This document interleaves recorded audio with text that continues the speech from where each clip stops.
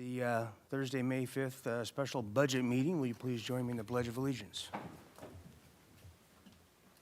I pledge allegiance to the United States of America and to the republic for which it stands, one nation, under God, indivisible, with liberty and justice for all. Madam Clerk, would you please call the roll? Certainly. Councilmember Alejandro Gutierrez is not yet present. Councilmember Friedman? Here. Councilmember Sneddon? Here. Mayor Pro Tem Harmon? Here. Councilmember Gutierrez? Oscar Here. Gutierrez? Councilmember Here. Jordan? Here. And Mayor Russ. Here. All right, very good, thank you. Would you, we have an item to read. Would you read the item, please, Madam Clerk? Certainly. Item 1, fiscal year 2023 recommended operating and capital budget. Thank you very much. And Chief Males, it's all yours. Good morning, Mr. Mayor, members of council. Chris Males, your fire chief. Thanks for the opportunity to spend a little bit of time with you today to go over our fiscal year 23 operating budget. We're a little bit different than last year. Last year, if you recall, we were remote, and it was Ron Lichty and myself for a couple of reasons. Number one was we were indeed remote. Number two was I didn't have a full command staff in place. And so we're a little different this year in a sense that we're live and in person, and also I brought some folks with me today. Immediately to my right is our Fire Marshal Ryan DeJulio. Next to him is Operations Division Chief Brian Fetterman and Business Manager Ron Lichty. And a little bit different in the presentation also is that I'm going to begin the presentation and then I'm going to transition to each one of them so they can discuss their program areas and provide a little bit more insight into what they've been working on for the last year and what they're going to be working on for the next year. I think you'll find it very interesting. We've got some really exciting things that are happening at the fire department and we're looking forward to sharing them with you today. Most importantly is I have always pushed for collaboration and unity within our command staff. And I'm pleased that this year we were able to promote Ryan DeJulio and Brian Fetterman. Brian's new to the city from Lompoc. And so we've been able to round out our command staff. And so the only member of management that's not here right now is Yoli McGlinchey, our emergency manager, and she's at an emergency manager conference. So I'm going to talk on her behalf of with her program. So moving into the presentation, we're going to follow the standard movement through our presentation: department overview, program highlights, budget overview, departmental budgetary reductions, questions, public comment, and discussion. So I'll begin with the department overview. And what's on the screen right now is what's called an organizational chart, or within fire lingo, we simply call it an org chart. It is set up like most fire departments, and additionally, if you were to go to an incident, you would see an organizational chart that is very much like this. At the top, you'll see that I'm the fire chief, and I have an administrative assistant that works immediately underneath me, along with IT. And we have 4 divisions. Those 4 divisions are administration, operations, which is the bulk of the department, fire prevention, and the Office of Emergency Services. One new change that we made last year that I did highlight is that the Office of Emergency Services used to be under fire prevention, and I felt that they were important enough to the community that they needed to be their own division. So the emergency manager reports now directly to me, along with admin, ops, and fire prevention. It gives, again, the emergency manager a greater access to me, and really, I think, solidifies her importance in the community as far as she not only works for the fire department, she works for the entire city. So it's important that that position is elevated. So we have 3 funds, 4 divisions, which you will see, 7 programs, and 106 FTEs. That is up 1 from last year when council voted to add a fire services specialist who works in vegetation management. He's actually listed at the bottom under prevention. It's Mike Lopez, who works alongside Chris Braden. Chris Braden works within the Wildland Fire Suppression Assessment District, and Mike Lopez works everywhere outside the assessment district. So Ron will share with you that we're going to be holding a position open again in fire prevention. But I do have to tell you that they're a mighty workforce. They get a lot of work done in a lot of different areas. So again, 106 FTEs. So we'll get into the fire programs. So I don't want to, of course, read the slides. They're available for the community. But what I would like to do is concentrate on the priority projects. What is the fire department administration working on this year? So first of all, fire admin obviously handles the administrative side of the department. We basically support all other areas. Our job is to conduct the business side, of course, of the department, but really a lot of what we do is support the boots on the ground. We support operations, the nearly 90 full-time firefighters that we have on duty. But we manage the business side, from payroll to budget preparation, et cetera. Priority projects for this year is the Community Risk Assessment Standards of Cover study that Council was asked to participate in, and thank you for your participation. So just to let you know, just a very brief recap, what Community Risk Assessment does is looks at the unique risks and characteristics of the city and what kind of emergencies we face. And then the second part of that is a standards of cover study, and that is, are we adequately prepared to face those risks? Santa Barbara is very, very unique. We are not a flat city. I had a captain tell me in 1993, you can't get there from here. And what he meant by that was that even though it looks like our fire stations are close, they actually they're a great distance as far as travel time. So we have 8 fire stations, which may seem like a lot, but with our geography and topography, we're set up quite nicely. We protect mountains to the sea and all the emergencies that happen in between, from water rescue to fires to vegetation fires. It's our job, obviously, to protect the city, and again, it's a very unique city. So the Standards of Cover study is it is in progress right now. We just did a community town hall meeting last night. It went very well. One of the things the consultant was extremely pleased about is that he said he thought this was the most public outreach he had ever seen in a Standards of Cover study. The request for inside city participation and external stakeholders and community members. The transparency was something that he had not experienced, and he was extremely appreciative of the buy-in from the community and the request to get help from the community. So that study should be coming out in the next few months. We're also working, based on a capital improvement project approval, we're working on a GPS-based dispatch system. Also this last year, Council approved the Regional Fire Communications Facility. That is moving forward. We expect to join, or the lights should go on. We expect to join the regional facility in winter of 2024. They have not started breaking ground yet, but everything but. They are in the final stages of getting ready to start the build, training and hiring dispatchers, et cetera. And then one project that we are undertaking this year is to provide greater accountability to our overtime. As you know, the fire department does not run short. If someone gets called for jury duty, we have to fill that position. If someone's on vacation, we fill that position. If someone's sick, we have to fill that position. So overtime is a significant expenditure within the fire department, but we're going to work this year to better track it as far as, again, sick leave versus mutual aid assignments. Our mutual aid assignments are 100% reimbursable to the city. So we're going to attempt to become more transparent in how we calculate and how we cost out and how we are able to show how overtime is spent in the fire department. So I'm going to cover emergency services next. As I mentioned, Ms. McGlinchey is at a emergency manager conference. So Ms. McGlinchey is in charge of the Office of Emergency Services for the city, and she is also the city's emergency manager. She also oversees public education, and we have our public outreach coordinator, Liliana Encinas. Those two work really well together.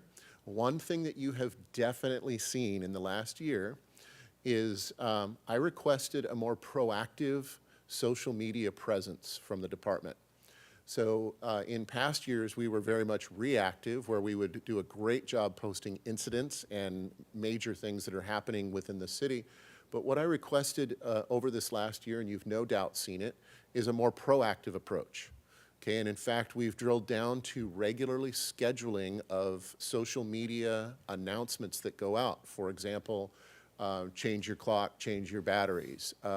We're coming up on the summertime where child drownings are more prevalent in our community. So we'll be putting messaging out to protect our children and make sure that our pools are safe and monitored by adults. That kind of proactive messaging has gone over really well in the community, and we're getting a lot of likes and reshares, et cetera, and they're being picked up by other organizations, which is great, exactly what we want. Emergency Services is also working on an update to our 3-year plan, our local hazard mitigation plan. At this point, the report is largely done, and it's at the county, and the county is providing input on that report. So that's Emergency Services and Pub Ed. As far as a little bit more into Pub Ed, because Emergency Services, again, covers all of the city, a lot of the emergency managers' focus over the last year was on COVID. Was on keeping not only the fire department safe, but all of our city employees and the entire community safe. They're tied in very closely with public health. They're on as needed daily emails and/or webinars with what's happening. For example, COVID is a great example. Our emergency manager also oversees the Emergency Operations Center. And as I said earlier, while she's in the fire department and has a desk in the fire department, her job is far-reaching across all departments. She works with police, public works, community development, et cetera, to make sure that she's representing the entire city, because when an incident happens, it's the entire city that has to step up to protect. We were down a little bit as far as our live public education because of COVID, but that has started to ramp up. So you will see that our numbers increasing over the year, but you'll see that we did have some in-person trainings and some virtual trainings, and we did have a virtual public safety or fire safety house where we did send video out to the kids in the schools so they could get all the information to be fire safe without us physically being on site. So that's a brief overview of emergency services. What I'd like to do right now is transition to Ryan DiGiulio. Ryan is our new fire marshal with the city of Santa Barbara. You've likely seen him. It's a very forward position. He has a lot of face time in the community. I'm very pleased to have him with our department, and he's done an outstanding job so far with our community. So Ryan, I'll turn it over to you. Great, thanks, Chief. Good morning, Mayor Rouse, council members. Ryan DiGiulio, Fire Marshal. I'd just like to go in a little bit of the Fire Prevention Division. We wear many different hats, or I should say helmets at times. And as Chief mentioned, we are a small group, but we're a pretty mighty group, and we get a lot accomplished to keep our community safe, both for citizens and visitors that come to the city.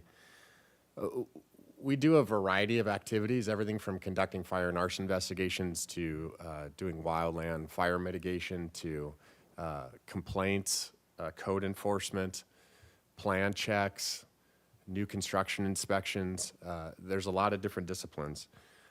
Some of the highlights that we've gained over the last year or so is thanks to council, we were able to hire Mike Lopez, as Chief Males mentioned, as our new fire services specialist. This is a huge asset to have in our wildland division to help kind of administer and implement some of the vegetation management programs and to really work in the extreme high fire hazard areas, the foothill and coastal high fire hazard areas. We did have 2 retirements in our division, which doesn't sound like a lot, but it's a big blow when you don't have that many folks. We were able to hire back one of those inspectors, which was great, and to keep kind of our wheels turning for a lot of the projects we had in place. Some of the projects we're working on now and have become a priority for us is implementing an image trend record management system. This is a new record management system that's throughout the whole fire department. It's a way to track inspections that happen throughout the community, complaints. It's both for fire prevention and for operations. That was a heavy lift, and thanks to our IT folks for helping us accomplish that.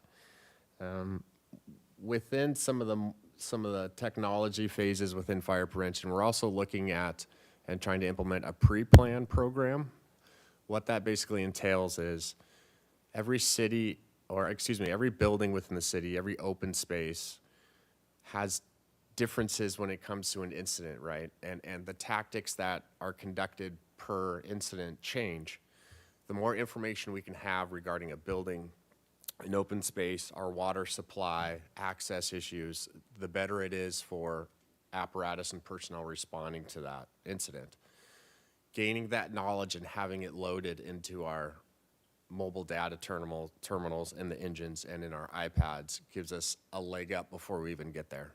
So we're trying to implement a program that can have more information given to us before we even arrive at an incident.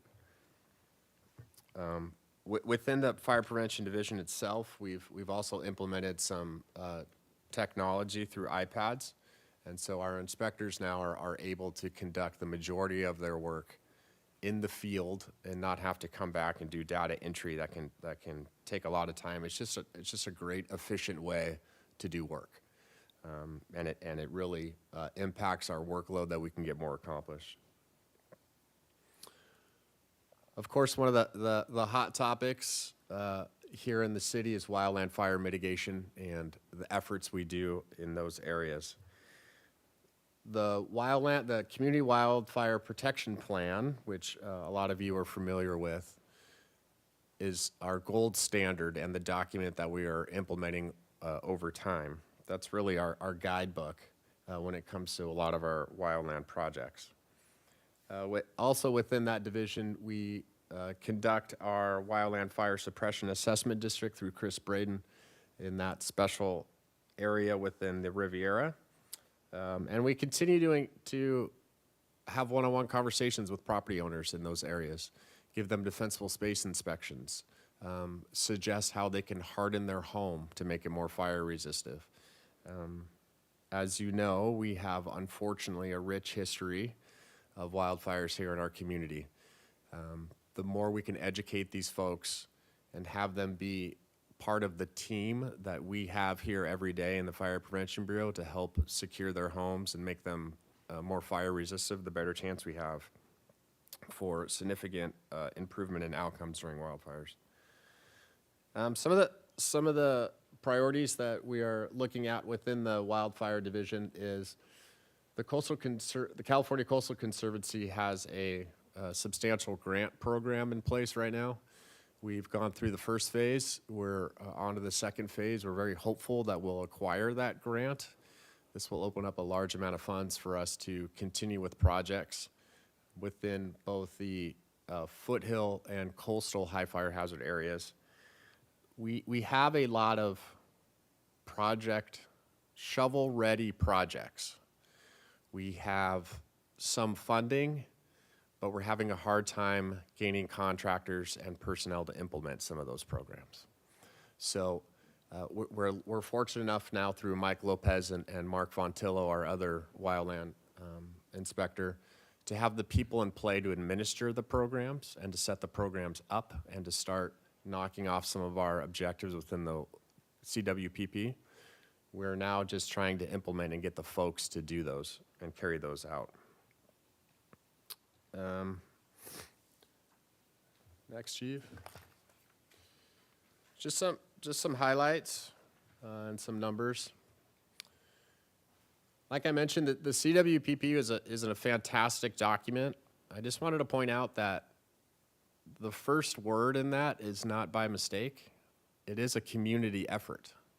As much as the fire department can put in the time and the effort and the energy to make our community a more fire resilient one, it does take members of the community to partner with us and to help implement some of these large areas of concern that if members are a little bit more proactive in actions they can do on their own residents, it's great. It's a great improvement for the community as a whole.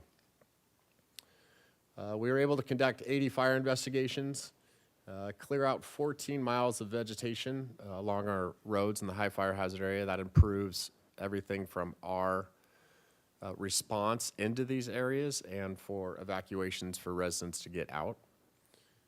We were able to clear out 5 acres of vegetation management and reduce some of those fuels throughout the city. What we affectionately call more of our structural folks in the fire prevention division, they were able to do over 1,600 plan reviews and conduct over 570 new building inspections. That could be fire sprinkler systems, fire alarm systems, new projects, pre-planned projects through the LDT. We work very close with community development to make sure that new projects meet our current codes and standards. So that's just a quick overview of where we're at in the Fire Prevention Division. I'm happy to answer any questions at the end. With that, I'm going to turn it over to Brian Fetterman, our Operations Chief. Good morning, Mayor and members of the council and the community. My name is Brian Fetterman. I'm the Operations Division Chief. I'm going to go over a little bit of the operations side of the fire department. By and large, I think most people think of we're the personnel that respond to the 911 calls, but it's not just that. We respond to non-emergency type incidents within our community, and as you well know, this community is spread out in quite a unique way. It has lots of risks associated to it. I'll touch on in a minute some of our call volumes and highlights, but also not just the emergency calls that we go on. It's important that the operations side of the house partners with our prevention side. Our personnel are back out in the community conducting business inspections, apartment inspections, and really engaging back in the life safety aspect to prevent and educate members of our community on how we can lower the risks and hopefully decrease some of the call volume through that. As well as getting out, our fire personnel are really excited to get back out into some of our schools and start doing some of our public education and outreach. It's really exciting to see some of the photos that come in of the children getting to be back and looking at the fire trucks and meeting and engaging with some of our fire personnel. A few of our priority projects that we've been working on that are key, thank you to the council's support a while back in agreeing to move forward with the MELPA project for the purchase of 2 new fire apparatus, type 1s. We're also really encouraged to hopefully bring forward to the council in the near future for a ladder truck purchase. I know that's been a lot of conversation from the council and members of our community, and we're really encouraged and hopeful for that. The operations side is really excited to see what this standard of cover and community risk assessment brings forward, especially from the community input. It's important to understand from the community is how they view their fire department, and are we meeting the needs of the community? And so we're really looking forward to seeing that feedback from our community members. Slide over to the next, Chief. Also on the operations side, as you well know, we operate out of the airport. One of our stations is at our airport where we provide aircraft rescue firefighting. And that partnership and collaboration with the airport personnel is key and critical. We have to constantly make sure that we're meeting the training mandates that are required by the FAA, as well as meeting any future forecasting needs that the airport has. We know that there has been a significant increase in flights in and out of the airport. And so it's important that we maintain that partnership and collaboration with the airport staff to ensure that we can, from a safety standpoint, help them meet that so our visitors are safe and those that are leaving our community. So that's really busy. We have an audit going on next week out there, so it'll be a lot of busy time both from the airport side and the fire side, and we know that will go over very well for us. Next slide. As we mentioned, the operations side is deployed through 8 fire stations, one of which is at the airport, spread out throughout our community. We have a daily staffing of 29 personnel, 1 battalion chief or chief officer that oversees all those personnel and works as the incident commander on larger scale incidents and is responsible for the daily shifting and movement of apparatus depending on what the needs and the call volume are within our community. Within those stations, we have 7 type 1 type fire engines that respond with 3 personnel. The aircraft station itself has 3 personnel that cross-staff between 2 of our specialized pieces of equipment, foam trucks and tenders that are out there. And then we have the 4-person ladder truck that runs out of the downtown location. So, we're a 365, 24-hour operation, and we're deployed through those 8 fire stations. Some highlights that I would note with that, you'll see our call volume. Last year was 11,875 calls overall, and in 2020, 10,392, and that's a significant jump. But what I'd like to point out is in 2020, we saw, and so did the nation, that during COVID, call volume did drop a little bit with people staying at home. And not specifically just in the medical side, but from a vehicle accident standpoint. There were less people traveling, less people moving about, and so vehicle accidents dropped. And so that call volume total brings into all accounts of types of emergencies and responses that we go to. But we are seeing an uptick that is consistent with the national standard. We've definitely recovered from that 2020, and we are on track this year to continue to meet the standard that we've seen across the nation for increases in call volume, in particular in the emergency medical side. The EMS calls are increasing, and also significant to note, and it's not just unique to our community, but with challenges from the opioid crisis that's going on. And so we're noticing a huge increase in that, the narcotics that are out there and the administration of Narcan from our personnel to help save those lives. I would also point to the mutual aid responses. That comes up a lot. We tend to think of our mutual aid responses just during wildland season, but clearly in California, wildland season isn't a season. It's just always. And our personnel were really, really busy. We say that, I think, every year of, wow, we were busy, and then the next year comes and we say, wow, we were really busy, and it just continues to grow. But that $2.2 million that mutual aid reimbursement, what that is paying for the backfill of our personnel that go out, as Chief Mayles mentioned. That has to be a wash. So every time we send personnel out, we're reimbursed for them, the backfill of those personnel. We also receive funds for the vehicles that we send out, or vehicle reimbursement fee, and that's been very significant in total. And then there's also an administrative fee in that for the processing. We have to come back with our paperwork.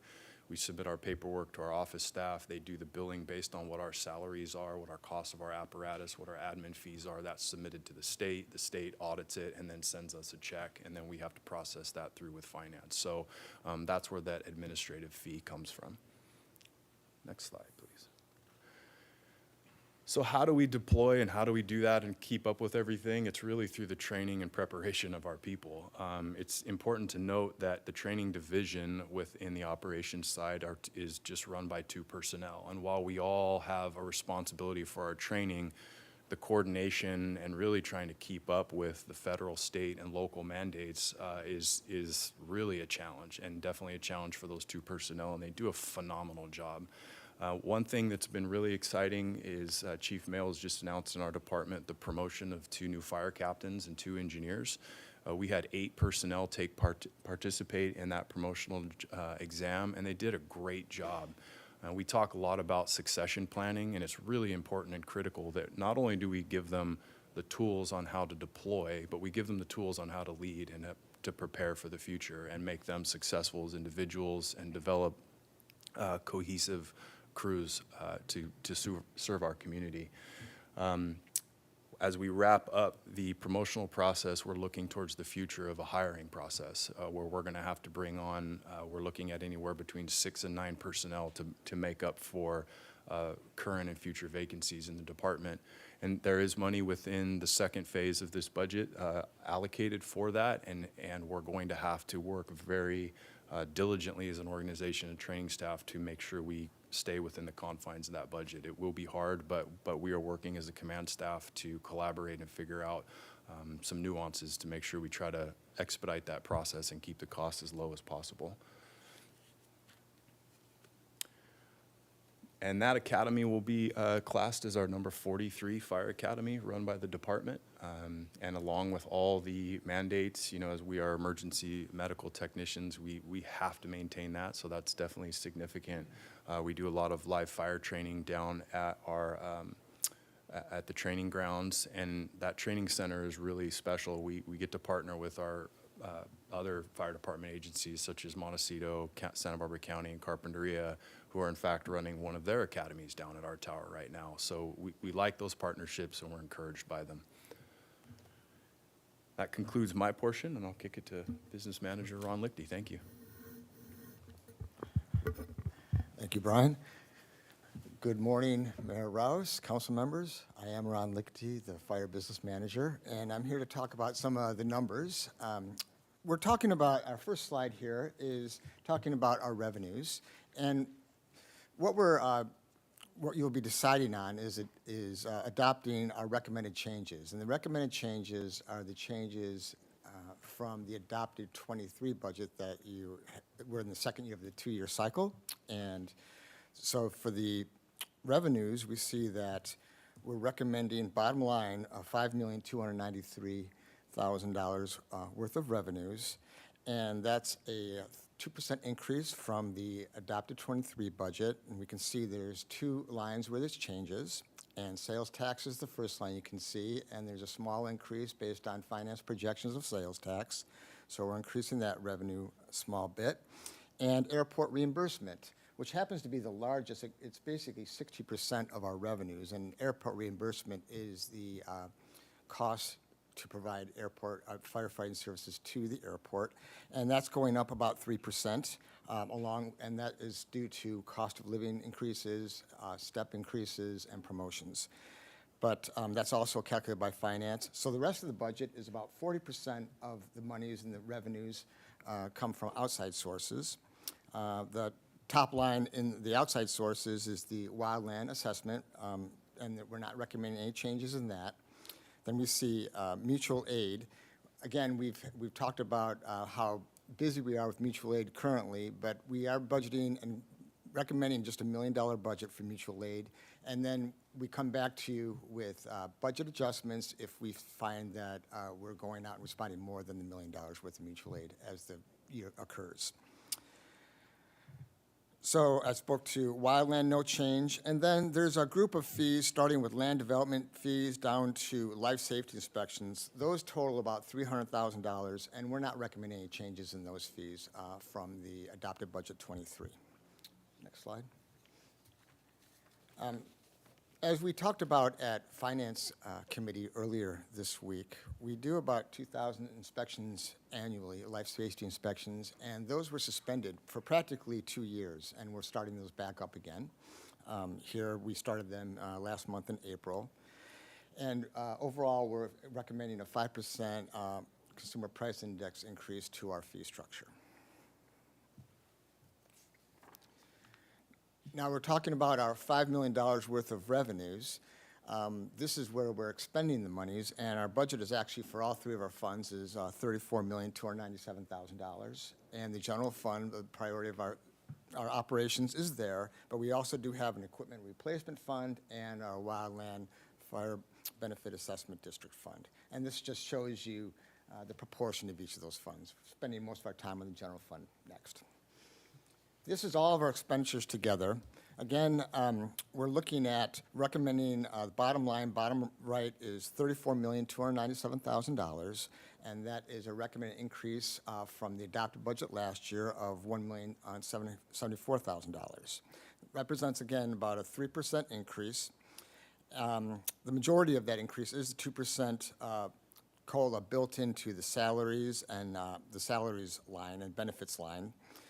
And that's also impacted by step increases and promotions that have been implemented since the adoption last year. We had some very minor position changes, and I'll show you those next. We'll talk about those next. But the salaries haven't changed much. Benefits shows an increase of $262,000. Again, that's the cost of living increase built into the finance projections. Allocated costs increase almost 10%. And these are the funds that the department gets charged from other city departments to provide services to us. And we see a large increase in liability insurance from risk management, and there's also been an increase in enterprise fund, our infrastructure, our network and infrastructure costs. You can see supplies and services decreased almost $27,000. And this is part of our budget reduction plan. We're actually reducing some of the discretionary funds we're able to spend. I'm just talking about a couple of position changes. We're very excited to add a full-time IT specialist position. The fire department's had a great need for an IT position. This year, we currently have a part-time position, and we've gotten it reclassified with your consent to a full-time position.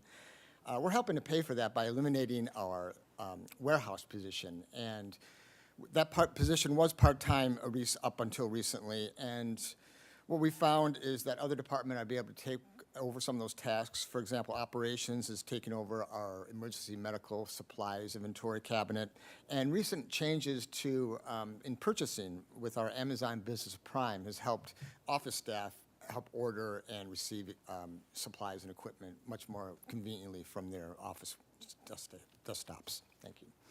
And next slide. These have been discussed during the meeting, but these are the key initiatives, just a summary of them that we've talked about already. Standards of coverage, automatic vehicle response and routing. Our communications facility will be having an ambulance contract. Hasn't talked about too much, but that is in negotiations, and we'll be conducting our fire academy this year. And then we have department reductions. And so we were asked to reduce our adopted budget by $215,000, and we're reducing our spendable discretionary costs and professional services and meeting and travel by about $21,000, and then $194,000, we're eliminating some hourly salaries, and we're holding one fire inspector position vacant for the year. And that concludes my portion of the presentation, I believe. So that does conclude our overall presentation. We're happy to take any questions, public comment, or discussion.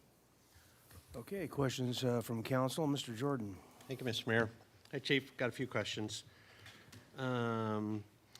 So what we call wildland isn't where we see fires these days isn't really what I'd call wildland. So I'd use the Loma fire as an example. So what can we do, or what are we doing, or what can I push you to do for what we'd say are non-historical neighborhoods? So say off of Loma Alta, just follow that Arroyo Honda, I think that's what it's called, and all the way down to Vaughn's and Las Positas Valley. I know we're out there in a week or two to talk to them. But what can we do to empower neighborhoods to maybe not necessarily get to the structured assessment type of relationship, but things they can do if they want to go get goats or sheep, or if they want some help in how to define an area that is a risk and have a community work day where they're chopping down brush, that kind of thing. What can we do to help those? Because, you can confirm, but it seems obvious to me that what we have historically not called wildlands are truly wildlands right now, even though they're in the middle of a city. So. Councilmember Jordan, Mayor Rouse, council members, you're 100% right. What we used to call the wildland was out in the middle of nowhere, and now any square foot of vegetation is available and receptive to burn. You mentioned Honda Canyon, Las Positas Park. Right now we have 400 goats, by the way, in Las Positas Park, just munching away and doing a great job. That's just an incredibly efficient means of brush mitigation. But what I'm going to do is I'm going to let Fire Marshal DiGiulio answer the question as far as kind of the big picture of where we're going. We spent a great deal of time in Honda Canyon, which is behind Miramonte and La Cornelia area. So I'm going to let Ryan answer that question, so go ahead. Sure. Mayor Rouse, Councilmember Jordan, thanks for the question. And as Chief Mail said, you are correct. And I think the Loma fire was a big wake-up call to large-scale fires and incidents that can happen outside of the Riviera. And we've always thought that the Riviera was our number one priority, and it does remain that in some aspects. As Chief Males has mentioned, we have already been able to accomplish 5 acres of vegetation management in the Honda Canyon and the goats in Elings Park. There's also goats slated to go through Honda Canyon as well. and also up in Parma Park as well. So it is a citywide problem, and I congratulate you and thank you for giving us that other position with Mike Lopez to realize that we needed more staff to implement some of these programs citywide and not just within the Wildland Suppression Assessment District or within the Riviera. So we are taking efforts to expand our capacity of vegetation management in areas that we didn't really think or historically were of a concern.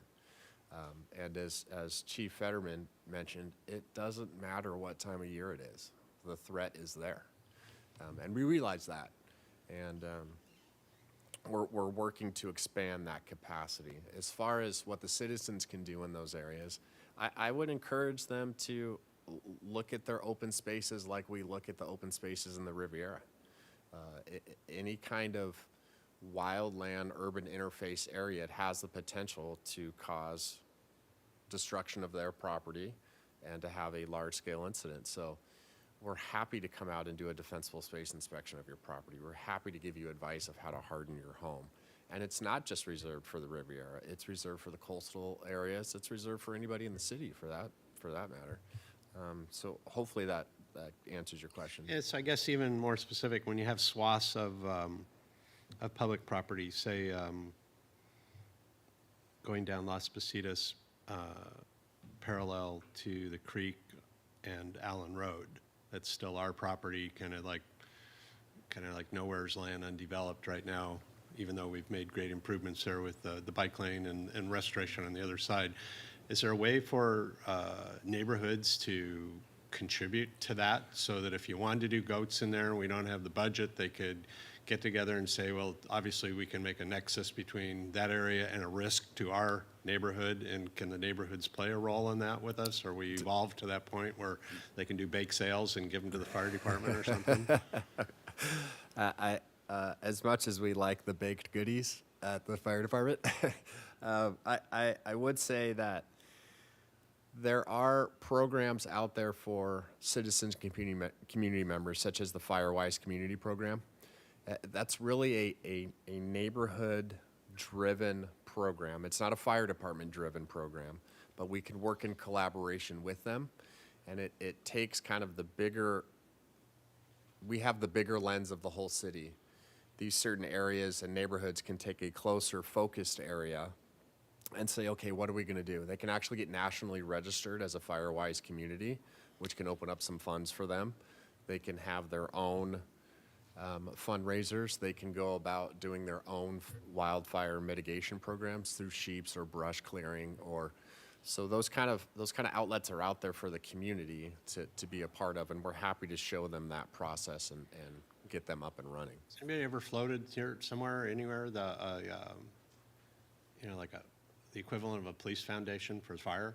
So you have a fire foundation? Because I know the police foundation, whatever, that might not even be the right name, but I know they have citizens that contribute and then donate either cash or in-kind equipment or that kind of thing. Has anything ever been floated like that for a fire department locally or anywhere you know of? Councilmember Jordan and Mayor Rouse, members of council, the answer is yes. I think the overarching community organization is the Fire Safe Council. Okay. They have become the most vocal and really, really well-organized group within our community. Also, the Firewise program. I'd be remiss if I didn't take the opportunity to let the community know that this weekend, starting Friday evening at Direct Relief, the Fire Safe Council is hosting a 3-day Prepare for Wildfire event. It begins Friday evening at 5 o'clock and runs all day Saturday and Sunday. I will be attending Friday evening, and there'll be a number of wildland fire experts on site Friday, Saturday, and Sunday with talks both Friday evening and Saturday by our fire prevention folks.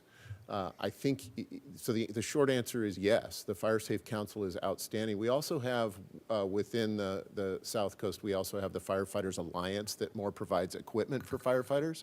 But really, I think what the question you're asking is, what community groups exist out there, and is there is there funding? The answer is yes. The Fire Safe Council is able to get funding. One thing I wanted to circle back with very briefly, by the way, is our request through the Coastal Conservancy to get a grant. We are in phase 2 of the grant process. We've asked for over $500,000 in grant money to work on fuels mitigation. And we have some really good ideas of thinking outside the box on how we're going to utilize that money if we're fortunate enough to get it. As Chief DiGiulio mentioned, it's often a capacity issue that, you know, we need the folks to be able to manage over these grants. The other issue that's happening is there's been a lot of grant money that's been freed up by CAL FIRE throughout the state, really throughout the nation. And what's happening is areas and contractors and using them so that they're just not available to us. So I'm speaking a little bit prematurely because, you know, we have to get the grant first, but we really have an idea of potentially bringing on some folks that can work over the winter season and on an hourly basis funded by the grant, if we're lucky enough to get it, to handle areas like you're mentioning and brushing back along the roads, et cetera. Because again, it comes down to not only a capacity issue for us, but the fact that we just can't find contractors. They've been scooped up by other agencies or other departments. Thanks for that, and I'll just tell you, so, you know, I don't hardly get over the hill, but sometimes, but I've never heard of the Fire Safe Council, so that's not very good. So I bet Kristen has, because she's a Lower Riviera person and looks at, you know, wild lands all the time. But clearly, to me, you know, particularly after the Loma fire, it's just like, you know, everybody's kind of looking around and looking at everything now. And so I'd sure like to be fed some information on that when you get a chance, or if there's opportunity to participate a little bit this weekend and come look at that kind of thing, because I'm just feeling bad. I haven't paid a little bit this weekend and come look at that kind of thing, because I'm just feeling bad. I haven't heard about it in 12 years. And then, do you guys have, so when something like that pops up on the hill above Loma Alta, I'm assuming you guys kind of knew about the risk there and certain conditions and stuff like that.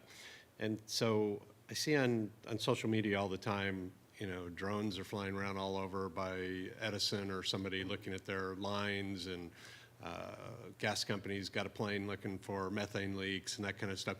Do you guys avail yourselves? Do they share data with you, visual data or information when they're doing neighborhood work in our city to help augment your information so you don't have to go out and do that? Mayor Rouse, Councilman Jordan, yes and no. It's a horrible answer. No, in the fact that some of these private companies don't have to share their information, and they don't reach out to us, and we don't even know they're conducting these. Other businesses or utilities, like Southern California Edison, will reach out to us. They just did a big project up in Mission Canyon, even though that's in the county. They looped us in on that information, and they made available their drone footage for us to take a look at. That kind of real-time information is critical for us to get a bird's eye view of how the vegetation's growing back, what areas need to be addressed. That info is critical for us to do some wildland fire mitigation measures. Okay. A couple more questions. And I see Mr. DiMartini out there, and thank you for those links. I've now got PDFs, so I can actually look through the pages all at one time, scroll through a department. So the airport numbers you mentioned, the support there that you get reimbursed for, are those at full recovery for your costs? Yes, sir.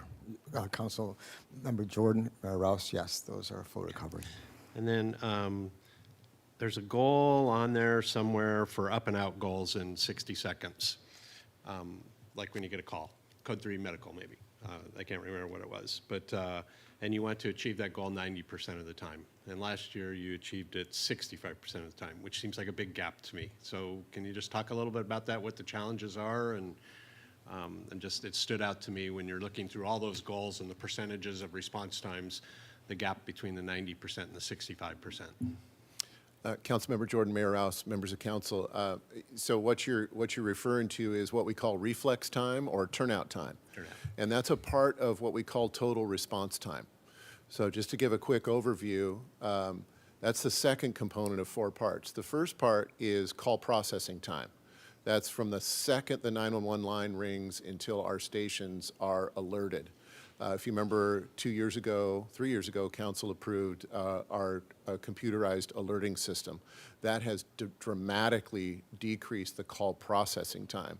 A human doesn't have to put the call out anymore. It's loaded into CAD and one button, the call's at the station.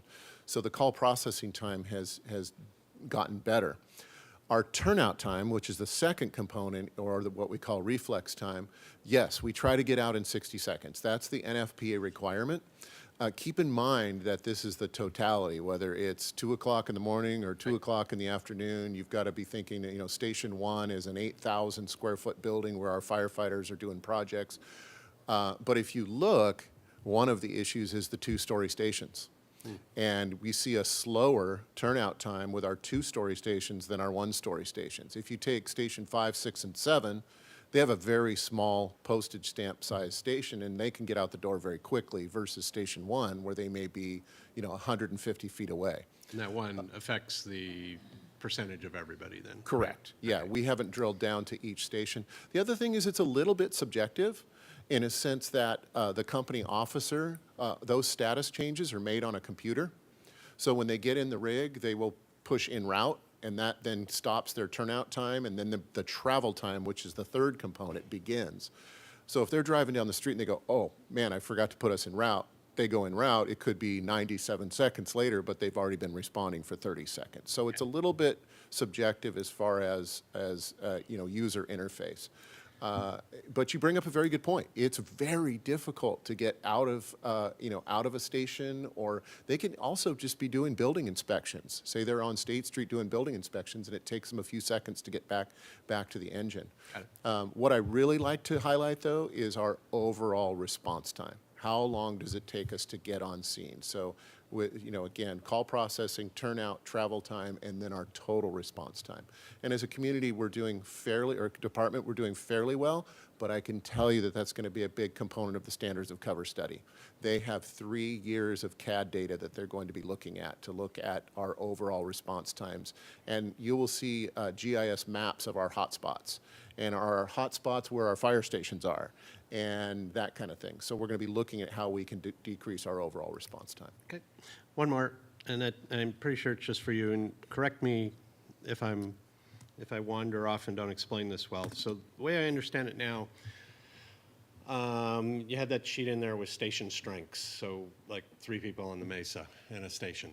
And if you have a staffing problem, somebody's out sick, somebody gets drawn away somewhere else, that we may have a labor agreement actual requirement that we move somebody in or call somebody in to staff that up.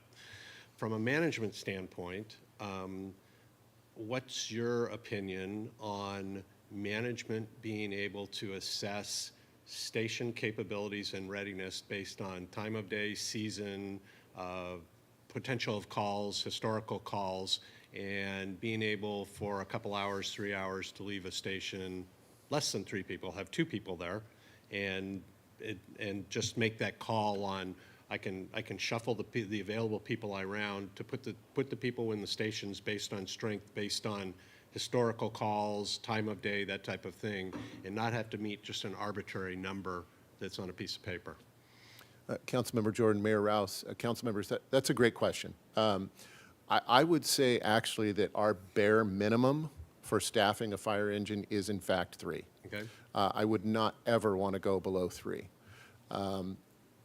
You have to think that we're an all-risk fire department. We're not just responding to medical calls, but structure fires. And structure fires require a certain amount of personnel on scene. They require what's called an effective response force to be on scene.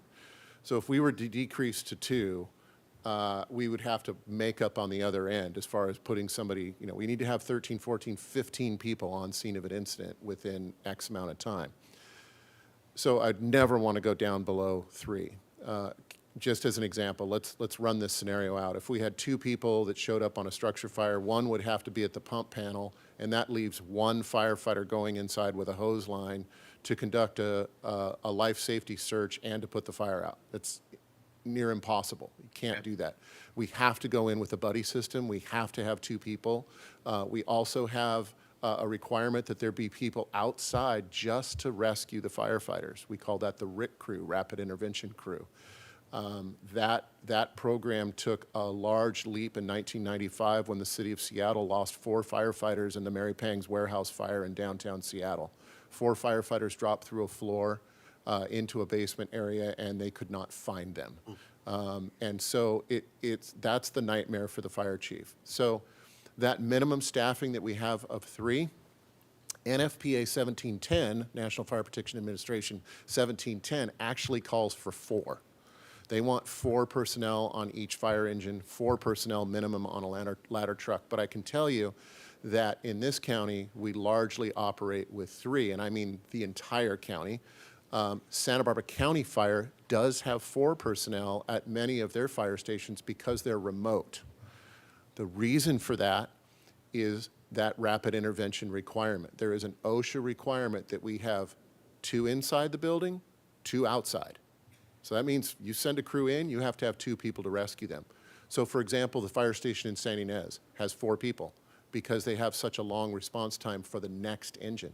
We're very fortunate that in the city of Santa Barbara, our next engine is 1 or 2 minutes away. Right.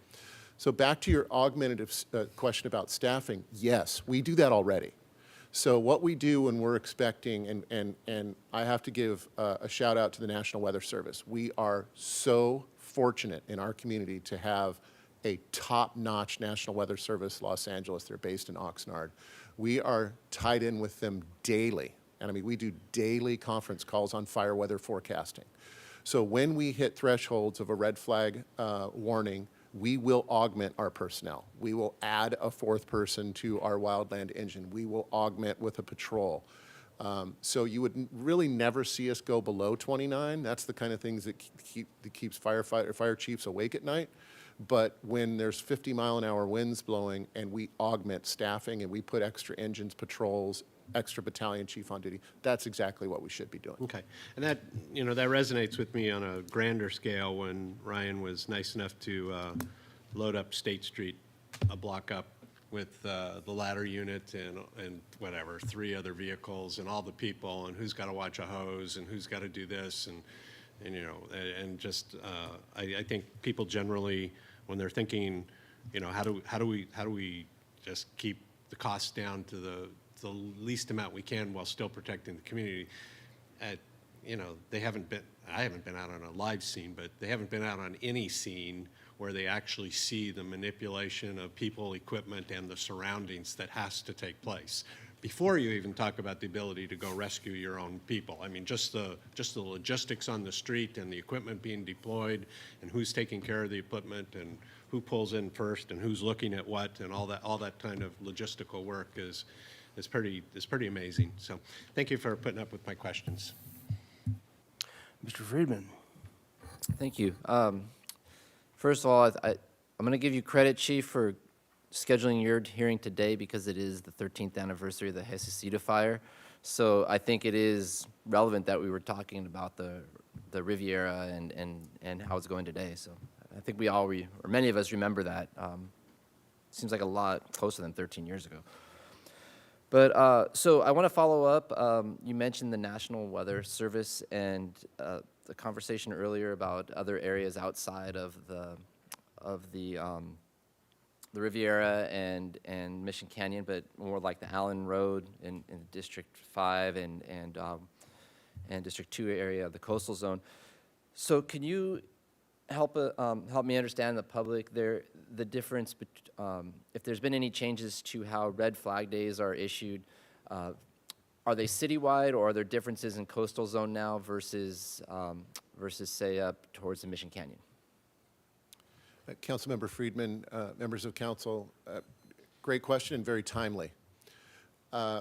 Last year, the city was in one National Weather Service zone, Zone 239. The entire city was in one zone. But you know that we have these microclimates in Santa Barbara where it can be 90 degrees above Foothill and be 70 degrees at the beach with maybe some fog rolling in. So this last year, National Weather Service combined a group of subject matter experts, including members of our department, and they have effectively divided the city into two zones. There's a zone above Foothill Road and then a zone below Foothill Road. So what we'll be looking at is bifurcating the city as far as whether one part of the city is in red flag alert and one part may not be. So I think what is going to happen in the future is you will see a lot less red flag warnings for downtown Santa Barbara, the Mesa, et cetera, and more above Foothill. And again, you know, the Jesucita fire is a perfect example.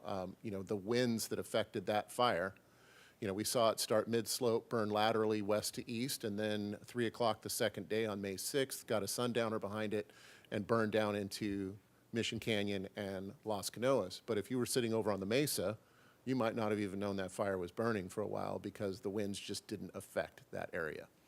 So the technology is there. We have universities that are studying this area. In fact, last week I was talking to the county fire chief and he said, oh, actually I'm watching a weather balloon go up right now. They're doing a sundowner study today. And they launched a weather balloon from County Fire Station because the university is studying this incredibly complex area. So with good science and data, the National Weather Service really worked to do a better job of, like I said, bifurcating the city, which I think is good news for us. I think that's an important change for us because as we talk about how we're trying to look at the city as a whole now, because it's always, you know, anywhere in the city could be a potential fire due to the conditions that we just are in with climate change and everything. To have those differences now where I think the public used to be, it's a red flag day everywhere, that it might not necessarily be that in a large portion of the city.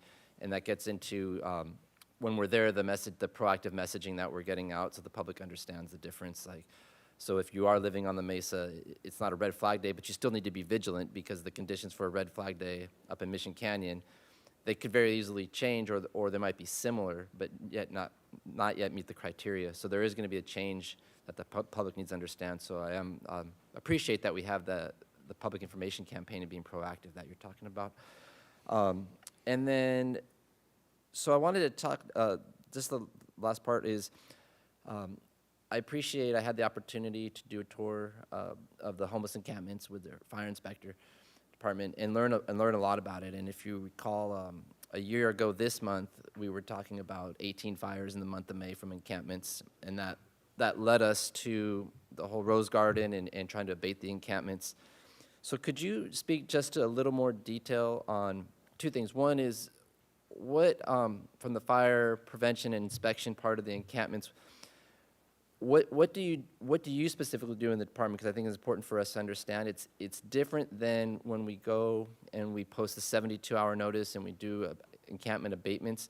You're there much more frequently, and what it is that the fire department does on pretty much a daily basis in regards to encampments, and then your level of staffing in terms of not only encampments but also responding to the fires, doing the investigations, and the work that it takes to go into the courts and build the cases that we have and gather the data, and which positions do that, and then what has been your historic level of staffing versus where we're at now. I know there's a lot in there, but just go, if you could just help understand that whole process of encampments. Absolutely. Councilmember Friedman, I'll begin and then I'll let Chief DiGiulio talk about it. Unfortunately, we do see encampment fires. It's actually fairly regular occurrence for us. But let's start before the fire occurs. And so what we're doing within the fire department, and I have to say, the collaboration between us and the police department is just phenomenal. Our folks work seamlessly together, and we all have one goal, and that is to mitigate fire. If a fire starts, most of our vegetation fires within the city are handled by 3 engines and a battalion chief. So 9 firefighters plus the battalion chief, 3 engines. We had a fire this morning along the tracks between Las Positas and Mission. Just found out about it first thing this morning. So typically, they're handled with up to 3 engines. Many of them just get handled with one. You know, they're a small spot, and they get taken out with, you know, they get taken care of with 1 engine. But typically, we respond with 3, especially along the railroad tracks. We will put 1 engine or 2 engines on the freeway side and say 1 engine over on the San Andres, San Pasqual side. What we really don't like doing is stretching hose lines across the train tracks. Having had a train barreling down on us in the middle of the night, that is a scary situation. So we do try to kind of split the incident and then decide who can handle the fire, you know, easiest. So once the fire is knocked down, we do call investigators. And so I'm going to let Chief DiGiulio explain the process from when the firefighters get on scene, taking it through the entire court system. Thanks, Chief. Mayor Rouse, Councilmember Friedman, thanks for the question. It can be a long and tedious process to conduct a fire investigation. We, at one point, had 6 qualified fire investigators. We're now down to 3, one of those being myself. We are on call 24/7, just as the operations divisions are, to conduct cause and origin fire investigations. We are qualified through the state of California, through the Fire Marshal's office, to conduct these inspections, including PC 832 and law enforcement sections of the penal code. What a lot of people don't realize is the 3 fire investigators in the department right now, we have powers to arrest, and we conduct those powers if need be. What you see on TV and a lot of times that you read is fires under investigation, right? That's the go-to line at the end of the story. And it's because it takes a lot of time and effort to conduct a thorough fire investigation. Everything from a fire that happens on the railroad corridor or the freeway corridor to a single-family dwelling to a wildfire investigation. It is usually about 20% scene work and about 80% follow-up work. The Loma fire was a great example. All of our investigators were on scene that night. We were able to make an arrest with the police department, and that probably constituted 20% of the case work that's involved with that. Those cases can take a lot of time away from your daily activities, so there can be a lot of scrambling when there's big events or big cases taking place because of the size of our shop and the number of personnel. They're extremely important to conduct. Not only are they mandated by city charter, but the information we gain from those investigations is critical. One being your actions to take to make the railroad corridor a high fire hazard area, right? And to have some leverage for us to make some more preventative measures for fires to occur there. Also, it's a great tool for us to use in the community. Hey, we've had 5 or 6 candle fires lately. Let's get a public message out there to the community about using fires. Hey, it's the winter. Let's talk about heaters and fireplaces because we've had a couple of those fires already. So the conclusions that our investigations come up with can go down different paths. So it's valuable information. Hopefully that answers your question. Oh, yeah, definitely. And in terms of historically, I think you're right, we had 6 inspectors and we're down to 3. How long does it take to train a new inspector so that they can be independent, so you can, for the coverage that you're talking about? Sure. It varies on the person's background and what skills or certifications they have when they come in. The newest fire inspector that we hired had a little bit, but not a lot of knowledge in that area. So to train that person up and let them be on call by themselves is at least a 6-month to 1-year process before we let them go out and conduct their own investigations. Okay, thank you. That's helpful. And then in terms of the encampments, how often does the fire department go out to the encampments? And when you, aside from if we do a scheduled abatement with everyone, how often are you out there and what do you, what actions do you take? Are they more informative as checking on it, or do you actually do some type of mitigations when you're out there if you see flammable materials? And again, how often and are you addressing them outside the process that we have to notice for 72 hours? Yes, a couple fold. One, we'll go out usually at least weekly to go out and do just a foot patrol of some of these areas. We get a lot of referrals and complaints from either the community or the Creeks Division. The online community platform for reporting encampments has been extremely helpful. We'll go out there and see if there's a fire hazard that's present there. If there is, we can work in collaboration with Creeks Division and/or Public Works to go ahead and get those notified and cleaned up. We also have a pretty good relationship with Union Pacific Railroad and Caltrans to have their folks come out and assess it as well and see how fast they can get that cleaned up. We only really get involved if there's items present that may cause a fire, if it's fire related or could potentially cause a fire. That's when we're either notified or we notify other divisions to say we need to get this abated and cleaned up as soon as possible. Thank you. Ms. Snedden. Thank you, Mayor Rouse. Thank you so much for your presentation today. I realize we're in a time of reductions with budgets, but I have to say with this conversation, I'm very uncomfortable with coming forward with a budget for fire safety. I know it was your ask to do, but in any reductions in what we're talking about, the way I see it, fire safety affects the whole community, not just in the vulnerability spots, but when we have a fire that takes over our little city, it affects the bottom line too. It's human life, animal life, safety, but also it affects our ability to have income. So I think I'm just going to say that up front, that I appreciate that you're bringing this forward as team players, and it's often hard, I think, to ask you what it is that you really need. I mean, I think you've done your responsibility in putting forward this budget, but I'm really concerned that you're doing so much with too little, and you're very efficient at it and effective at it. But I really want to ask you if you have what you need to stay on track with the CWPP recommendations, for one. I mean, we put a lot into that. You put a lot into that, really assessing the vulnerabilities. Do you have the funding that you need to carry through with those plans? Councilmember Snedden, members of council, thank you. It is an ongoing challenge. It absolutely is.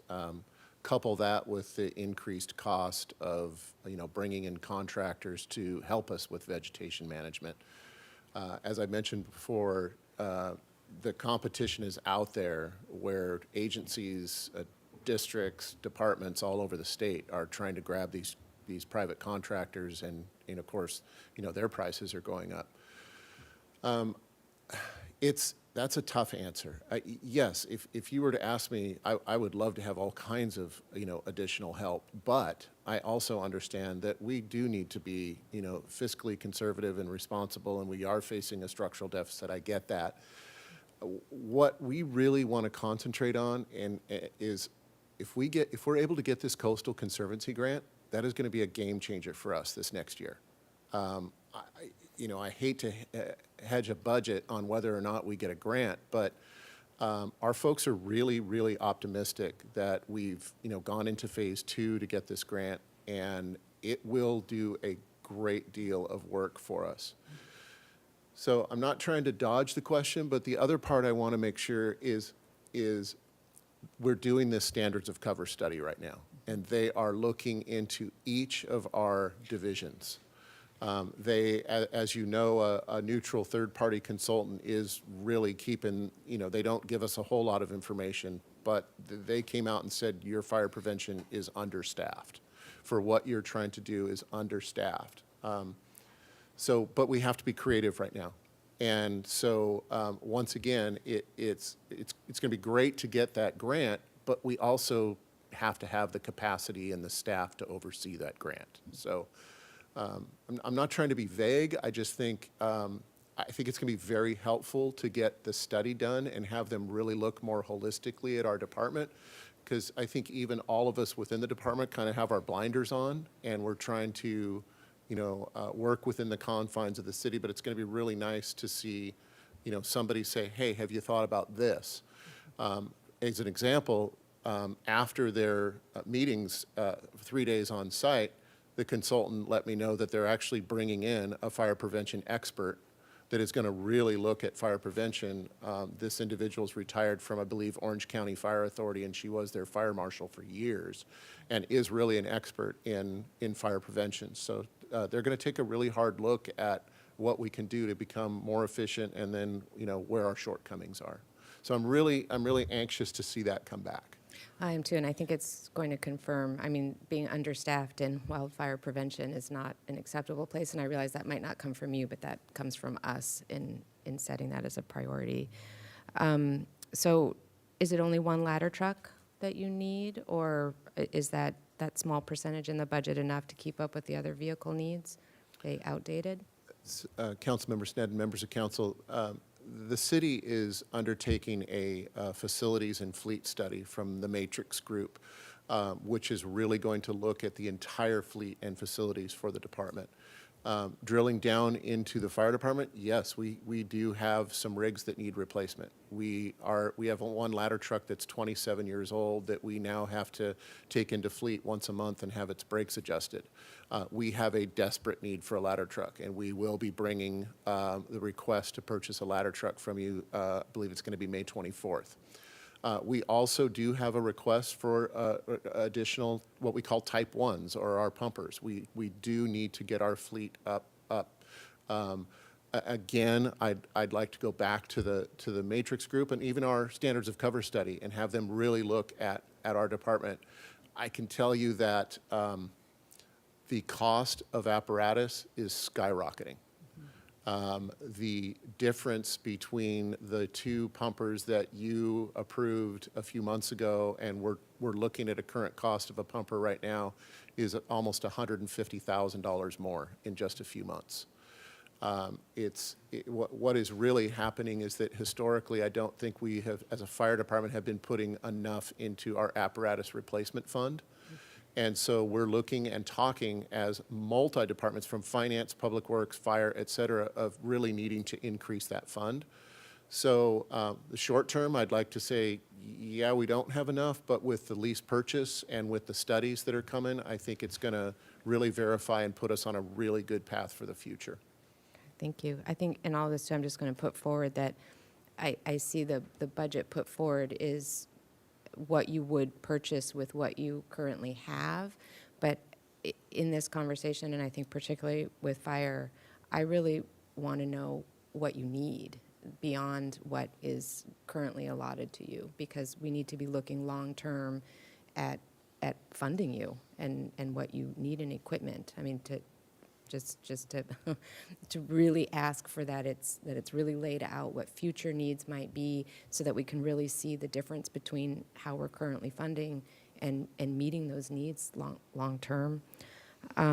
So then I had that question also about mutual aid and a staffing level.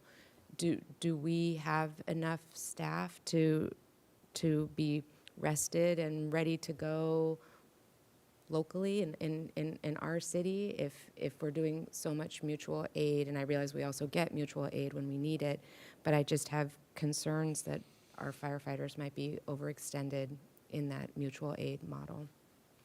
Councilmember Snedden, thank you. I have to give credit to our, I'll start kind of down low and then move up higher. I have to give credit to our shift battalion chiefs. Our shift battalion chiefs during the wildland season are watching by the minute for how our personnel are doing. We do have requests for mutual aid that we will not fill. The word or the abbreviation is UTF. It happens all over the state, unable to fill. So as you know, we have 89 shift personnel. The maximum we will send out, and there's a caveat to that, the maximum we will send out is 18. Now, that includes, that's for brush fire response. That's for our type 3, our brush engines, our type 1 engines. Now, there are a couple of caveats to that. Number one, what if the fire roars through Paradise and they need an urban search and rescue team and they are mobilizing a regional task force? We will send personnel on as part of a regional task force, but the agreement we have is that if at any time we bump above 18, we're going to get back down to 18 as quick as we can. Now, the other caveat to that is what if the fire is in our own operational area? The perfect example of that is the Whittier fire. Okay, I actually saw that fire start when it was less than an acre. And within an hour, they had ordered a Type 1 incident management team because they knew that fire was going to go right over the top of the St. Inez Mountains and down into the front country. We immediately sent 4 engines out of the city to that incident. We had a lot of kids trapped at Whittier, Camp Whittier. That is an outlier. It's not part of our normal mutual aid deployment, say, to Northern California. That's within our area.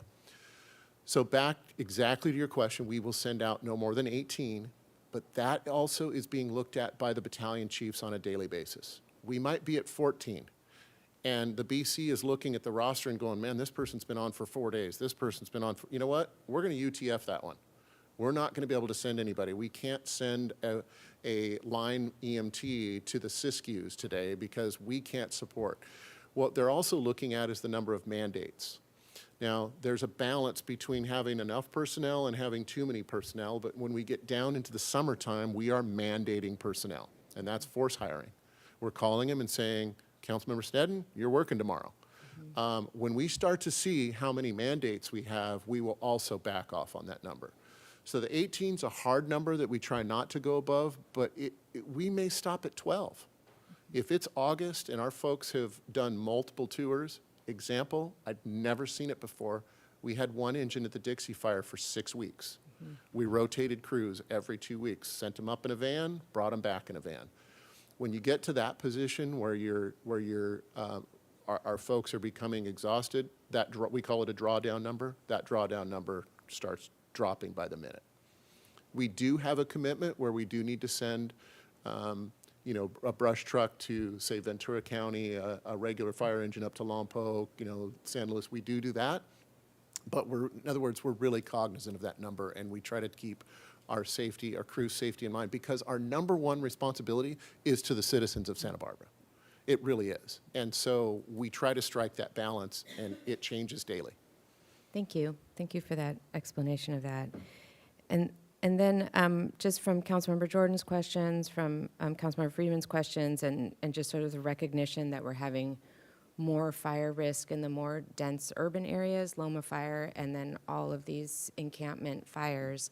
But I want to emphasize that the Riviera, Eucalyptus Hills, Stevens Park area, those areas are also increasing in risk, and these are in addition. It's not sort of a shift instead of, and if you could sort of comment on that. So we have our sort of traditional high fire hazard areas and extreme areas, but with this sort of added human element, what is that doing to our ability to stay on top of it? So I'll begin, and then I'll let Chief DiGiulio talk about it a little bit. One thing that's really important, too, is that this is an ongoing issue of fuels mitigation. It's not a one and done. It's not that you go in and you mitigate an area and forget about it for 20 years. This stuff grows back very, very quickly and becomes a threat within just a couple of years.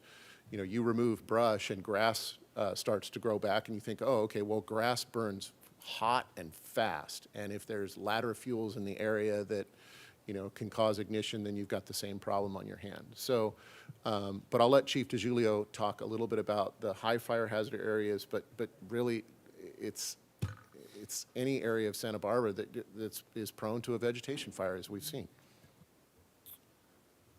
Mayor Rouse, Councilmember Sneddon, we have not forgotten about our crown jewel, the Riviera. Definitely not.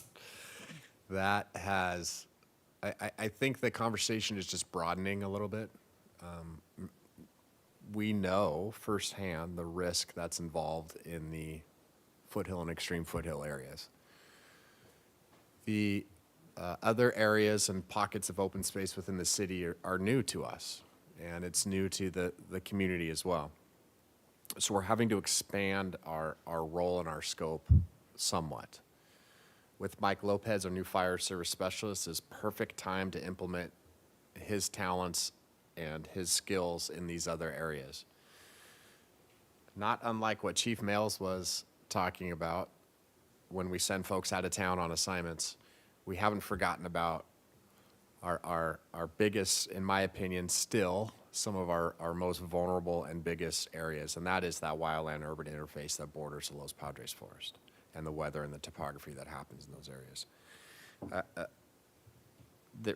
Just as much as we are kind of looking outside of the box as the city in a whole and the different kind of elements that constitute some of these open spaces and the risks that are there, we're also doing that in the Fire Prevention Bureau, the use of goats, the kind of non-traditional ways of doing vegetation management. We're starting to look at different ways of doing that to handle these certain areas and to broaden our scope of work that we can do.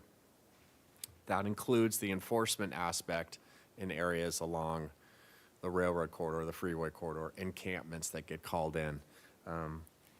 And then, of course, there's always the grants that are out there floating around and trying to really dive in, now that we have some more people in the Wildland Division, to really dive in and get our teeth into some of those grants and get some funding to implement some of those out-of-the-box ideas that we're coming up with. So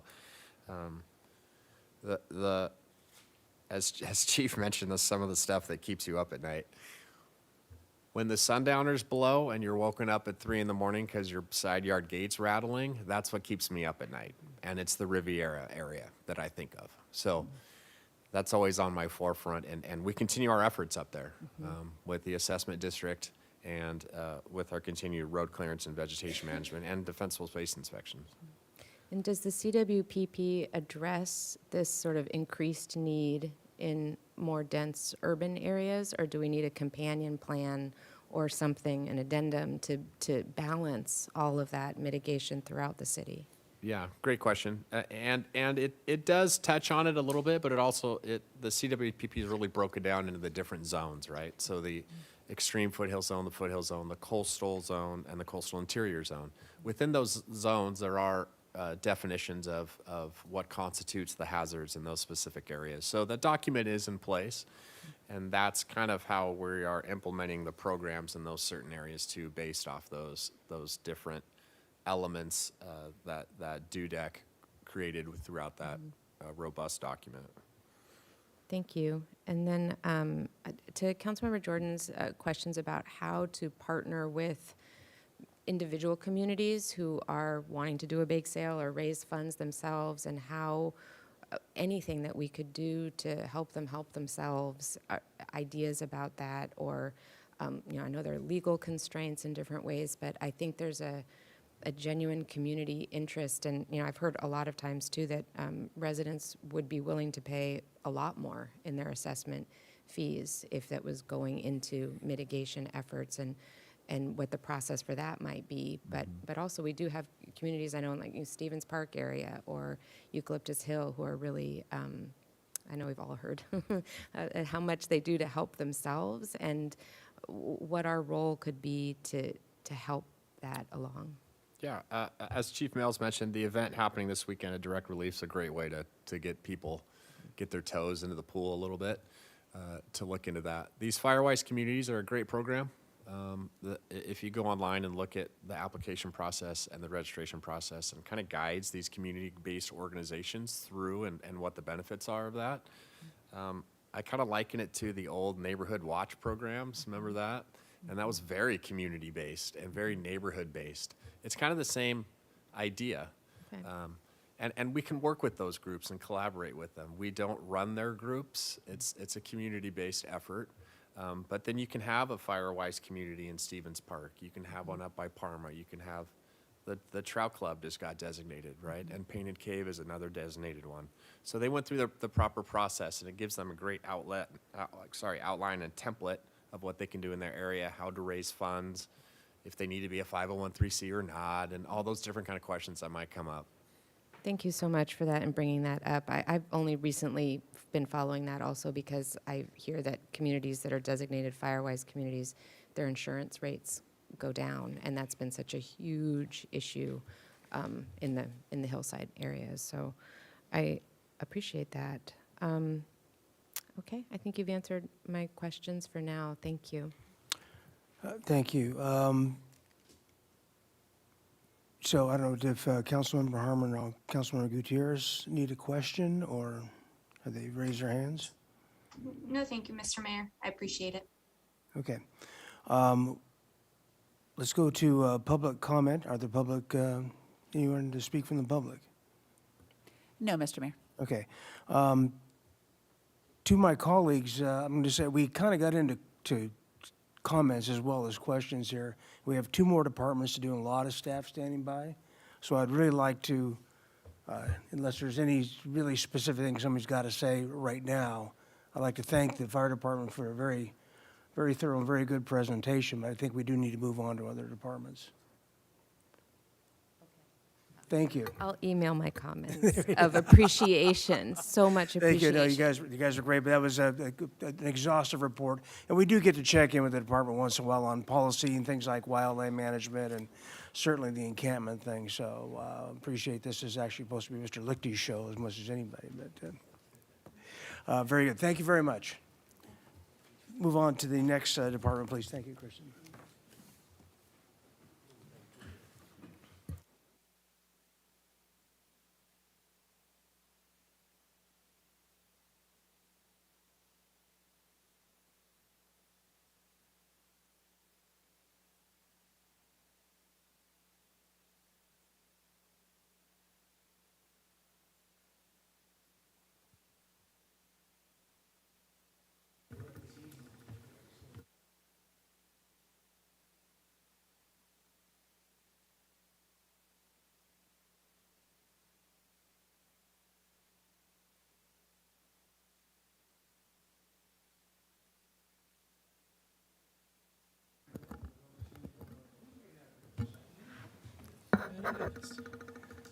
All right, very good. Please go ahead.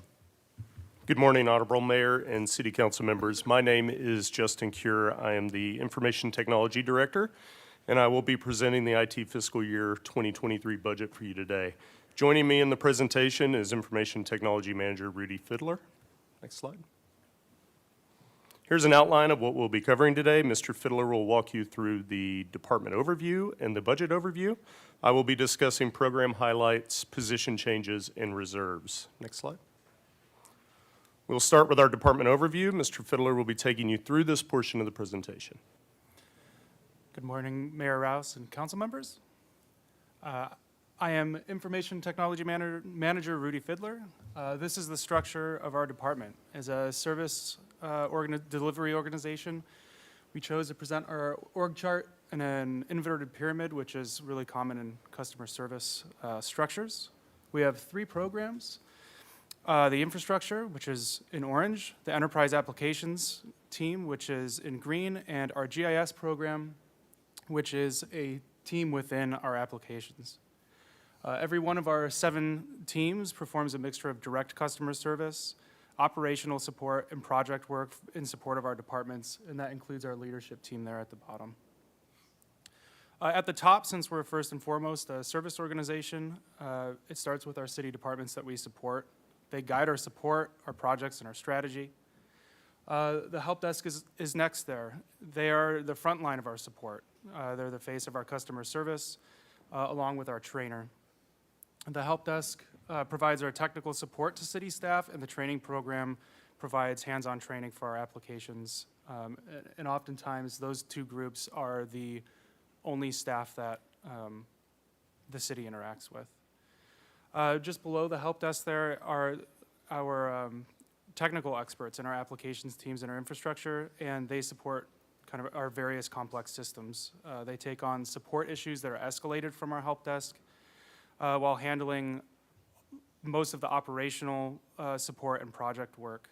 They're sort of they build the foundation for our help desk. At the base of the pyramid there is our management and leadership team consisting of myself, Mr. Cure, and our supervisors, Mr. Turner over the infrastructure and Mr. Hardy over applications. We have 19.25 full-time employees. The .25 is our finance analyst, Mr. Martin here, and he supports IT, HR, and sustainability and resilience. In the next slides, I'll go over about each one of these teams and their responsibilities and some of the operational highlights and some of the work that they did through the pandemic. Our aim is to give you kind of an idea of what IT does within each one of these groups, So feel free to ask any questions as we move along. Next slide. So as I said, our help desk is the front line and the entry point, right, into IT. This is the face of our customer service. In 2017, we implemented a new service desk system, and we continue to work on workflows and ways to gain efficiency there. At this point, it doesn't really matter how you engage that group, whether it's phone, email, or through the portal. A ticket's going to be automatically generated, and if you need to call in for something more urgent, one of our techs will create a ticket for you. If they're unable to resolve your issue, they'll escalate your issue to the appropriate party so that you don't have to hunt for the appropriate support. So what it really means is we have really good tools now to capture and manage requests. We really see the amount of work that comes in, and we see that over the past few years, our workload has continued to double. At this point, it's leveled off a little bit more, but we anticipate, you can see that we closed a little over 15,000 tickets last year, and we're 1,000 under that. We project by the end of the fiscal year that we'll hit about 17,000. So this group, they handle all of our user services, account onboarding and offboarding. They handle some security functionality, like setting up multi-factor authentication. They handle app installs and those sorts of things for our users. Like I said, they troubleshoot issues and escalate when needed. And a couple critical projects that they work on is our workstation replacement program to make sure that our users have current, up-to-date, workable workstations, laptops, mobile devices. And lastly, with this group, they've, through the pandemic, had really worked with our users so that they could work remotely. They created VPN accounts for them, and they assist our trainer in moving from GoToMeeting to Zoom, which was a big win for accessibility and just a better meeting solution. Next slide. Rounding out our infrastructure team is the network infrastructure group. They're responsible for our network. They maintain our secure high-speed access, and they achieve this through network monitoring, proactive enhancements, and replacements of old hardware. So they are the critical piece that maintains our uptime. They manage our email services, our backup and recovery, and all of the server hardware. So everything from monitoring, updating, and replacing. They're constantly working on designing new hardware and network solutions to increase speeds. They built our mobile device management system for our city phones, the VPN solutions that we use, and all of the storage that we have on our network. They're continuing to modernize our backup infrastructure to make sure that our data is not at risk and more easily restorable if needed. The group continues to also look for ways to improve connectivity and collaboration. They've been working on replacing critical IT infrastructure before it hits end of life to reduce the risk of outage. And they've also been working on the foundational pieces for the Office 365 project, which is going to roll out soon, which Mr. Cure will speak to shortly. They work with departments as well. They've worked with the airport and airport staff to roll out a new Wi-Fi system for passengers, and they work with the airport and the airlines to improve the resiliency of the electronic boarding systems that the airport has put in place. They're also working with the library to design and implement a network to bring the public network that they had into city network infrastructure. We're really excited to work with them on this project. We think it'll gain a lot of efficiency and save a good amount of money as well. All of this work they do is through the lens of cybersecurity.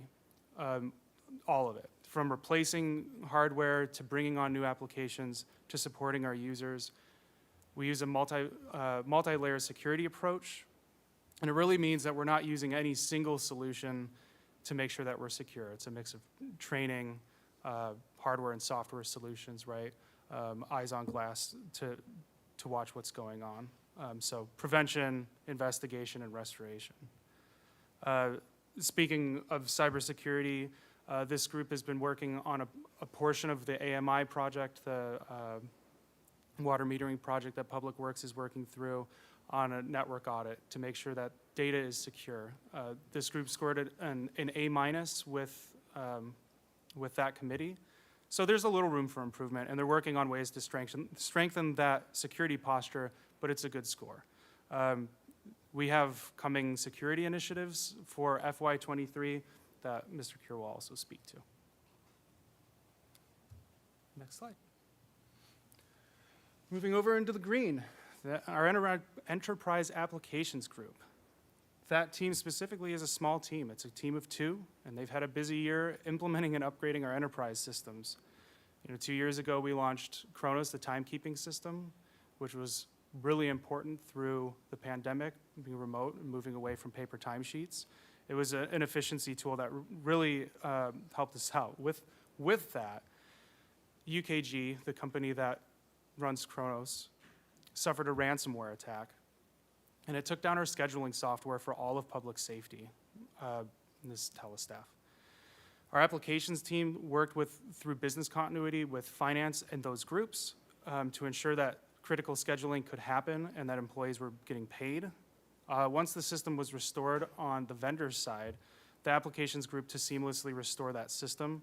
They continue to work with the police department on a scheduling software solution that better meets their needs. But I wanted to thank our fire department, police department, harbor patrol, and airport patrol. They were really patient, really collaborative, and they really worked with us to restore that system.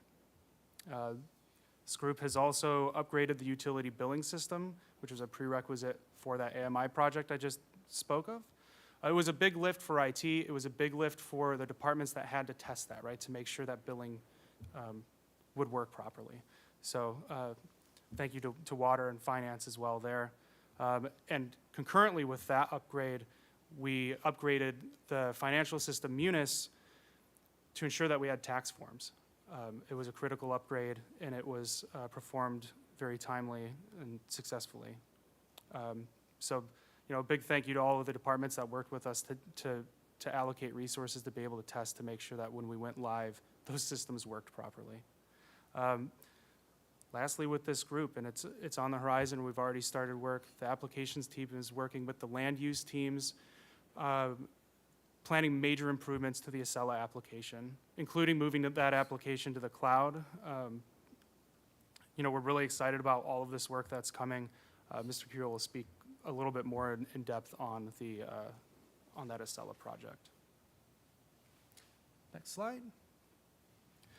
Web services, another two-man team within the applications group. This group manages our primary public engagement tool currently, our website. They also maintain the biggest collaboration tool for city staff, our SharePoint MOS.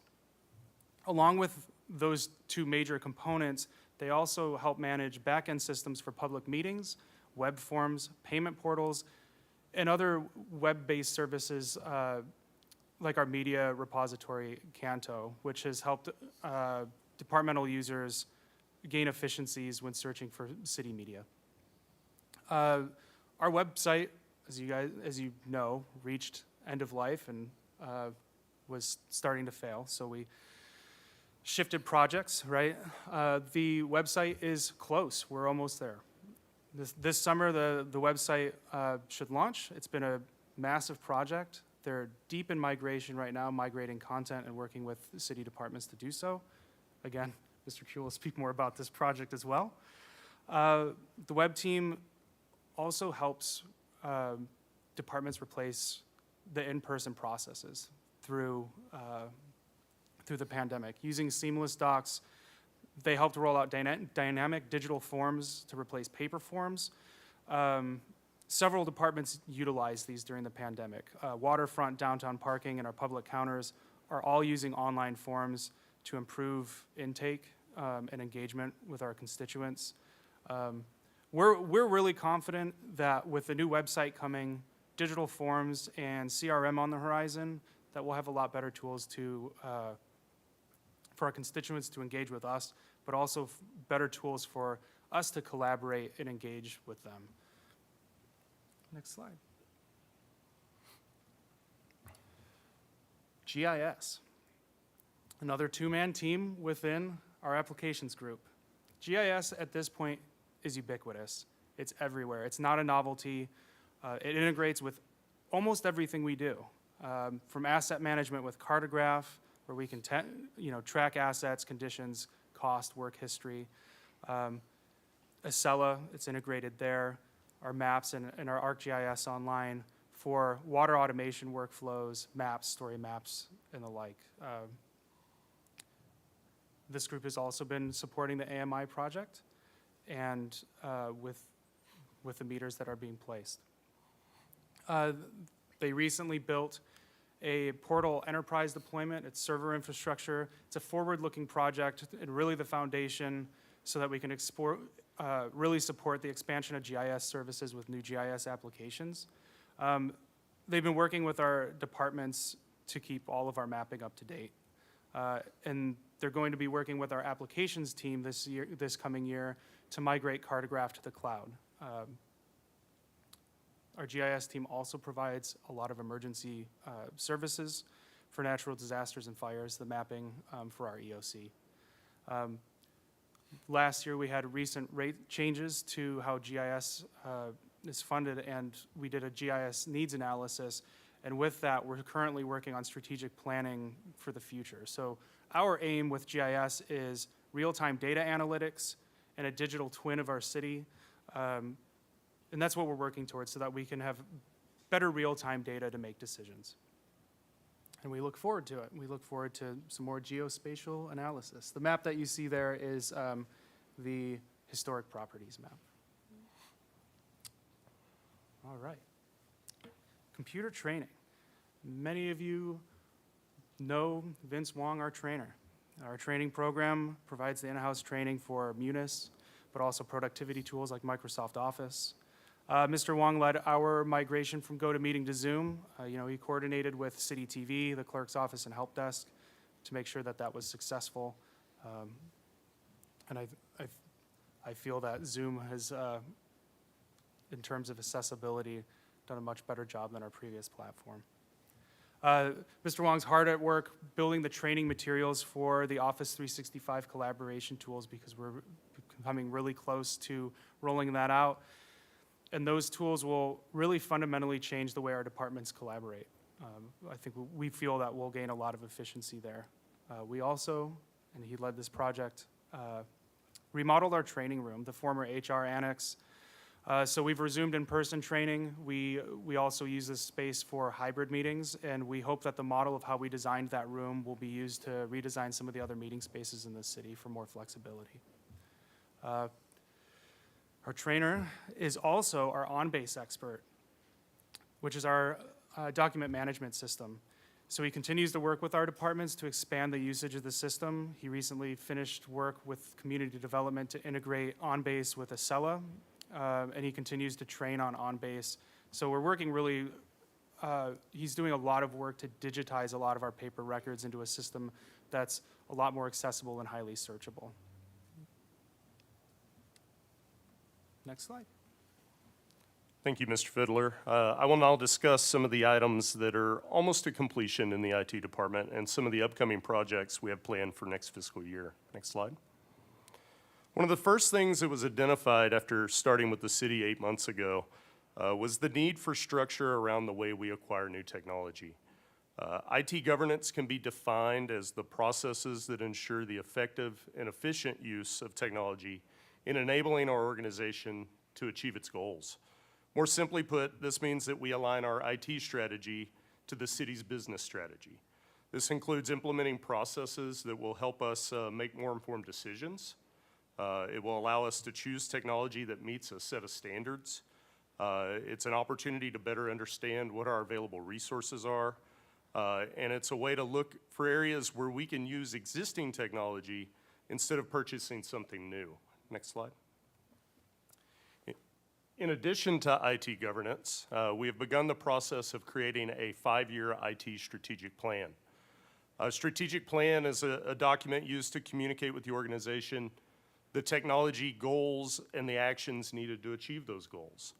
We're meeting with each department to understand their needs before developing the plan. We will also spend some time on developing a mission and vision statement for the IT department.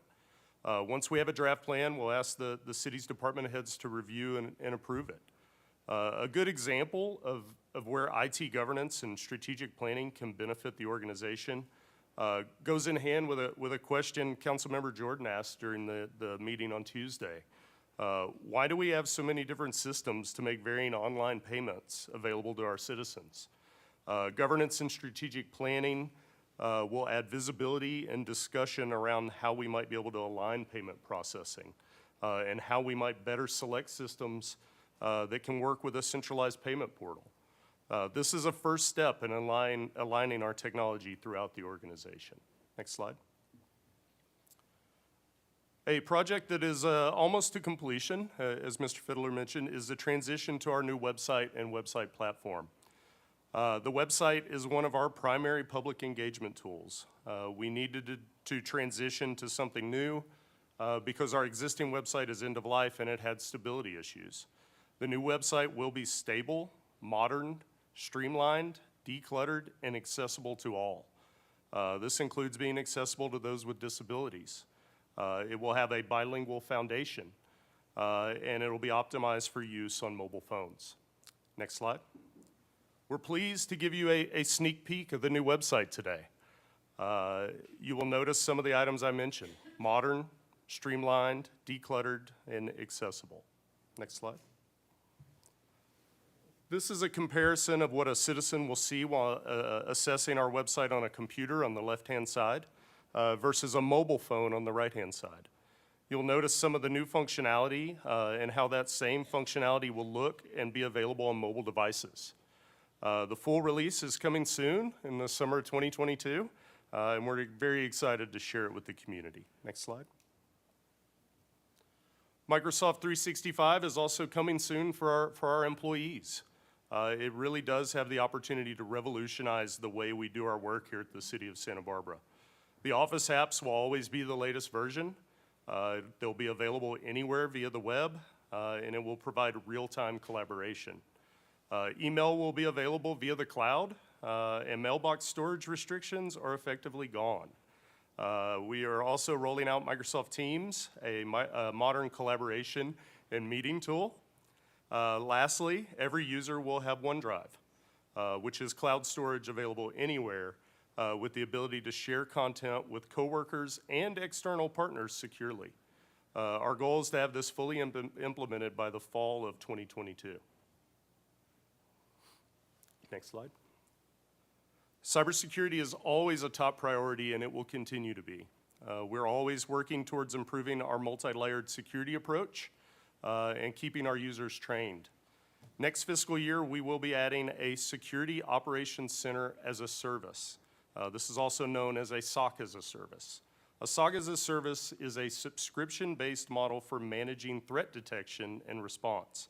This allows us to have a 24/7 team of cybersecurity professionals monitoring our operations at a fraction of the cost of bringing that in-house. Next slide. Also in fiscal year 23, we will begin implementing a constituent relationship management platform, or a CRM.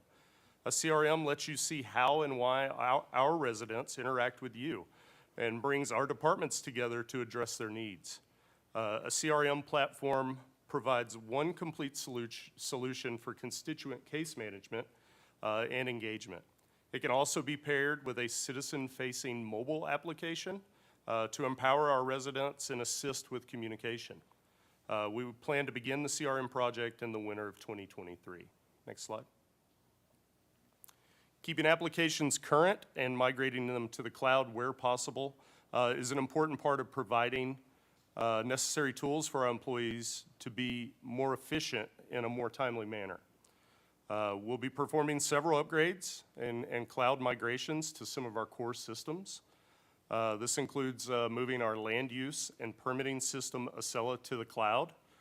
This will bring us to the most current version and introduce functionalities that do not currently exist as we continue to streamline the departmental workflows in those groups.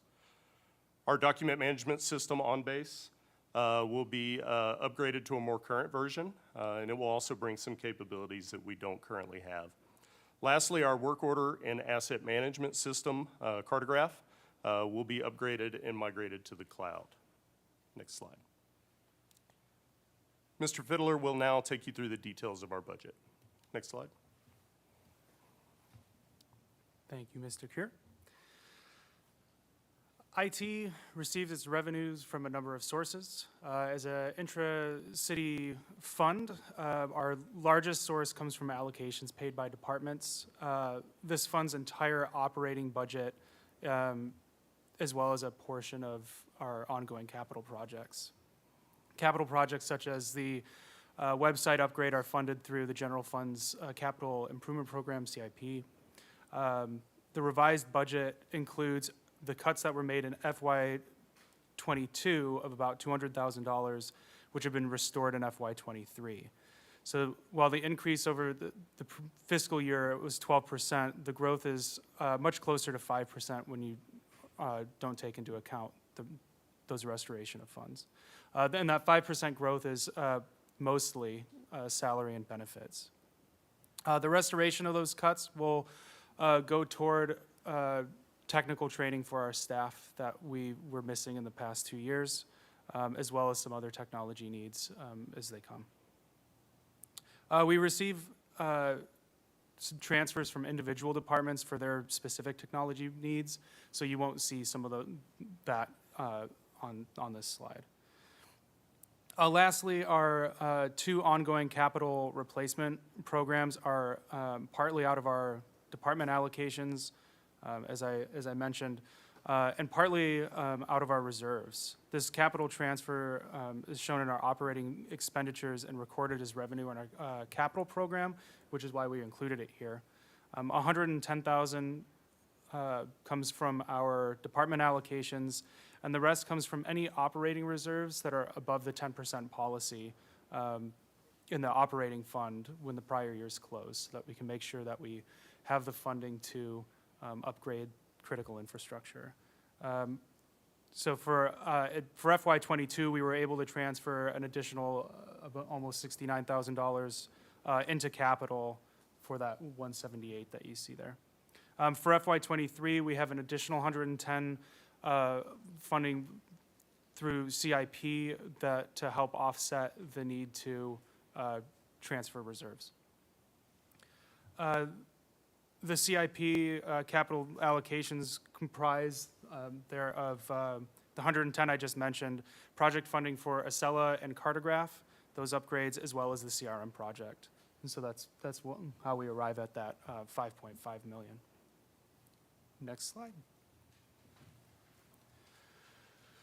So for our expenditures, if we look at the numbers behind those percentages, the 20% increase there with FY23 is largely due to position vacancy and those budget reductions that were taken largely from salary savings in FY22.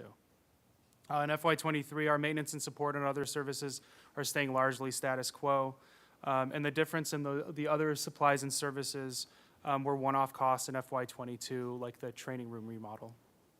The capital spending here includes the network replacement program, the desktop replacement, and some other capital projects. It's important to note that that this particular schedule doesn't include the projects funded by CIP because they haven't been formally finalized. Next slide. Okay. There's been a lot of discussion around ISPs and associated cost. Councilmember Oscar Gutierrez had asked about this during our budget kickoff meeting, so we wanted to include that here. The city's primary ISP for the city network is Impulse Advanced Communications. Those costs have really remained status quo and pretty consistent with them. When the stay-at-home order was issued, we made an emergency change to our bandwidth to increase it to facilitate remote work and to improve performance for what we felt our future need would be. So the current costs for those years maintain that bandwidth. Our Cox Internet is to support our off-site locations that aren't on the city fiber backbone or covered by microwave via La Cumbre Peak, which are all via that impulse connection. So aside from the offsites, it's used for things like some secondary Wi-Fi services and some support connections for systems, as well as some departmental uses like remote lift stations for water. The costs look a bit more variable here, but really the increase in cost there is predominantly due to increases in bandwidth at certain locations, like Eastside Library, in preparation for that network design project that I spoke about earlier. We do continue to work with our departments to try to right-size the connection speeds at the best cost we can with the provider. It is worth noting that we have some grandfathered connections with Cox that are more cost-effective to refresh at higher speeds that will actually reduce costs slightly yearly. It's about $2,000. It's not much, but we're working on taking care of that. Our infrastructure team continues to look at connectivity options for sites like the airport. We have been in contact with Impulse and Frontier for several locations. While we feel we may be able to make some changes in the next few years at some locations, some others just aren't feasible to make the change at this time. Next slide. On to our capital program. We have 5 projects for FY23. Our network replacement program, which is a yearly ongoing program. It's the program that replaces critical infrastructure before it reaches end of life. The workstation replacement program, which is to replace those workstations on a 5-year cycle to make sure that we don't have out-of-date hardware. And the Office 365 project, which is underway, and this funding will help us cover extra project costs and licensing costs, as well as the next project is the cloud migration projects for Acela and Cartograph and moving those to the cloud. And lastly, and a very large project, CRM. So as Mr. Cure stated, that'll begin this winter. Next slide.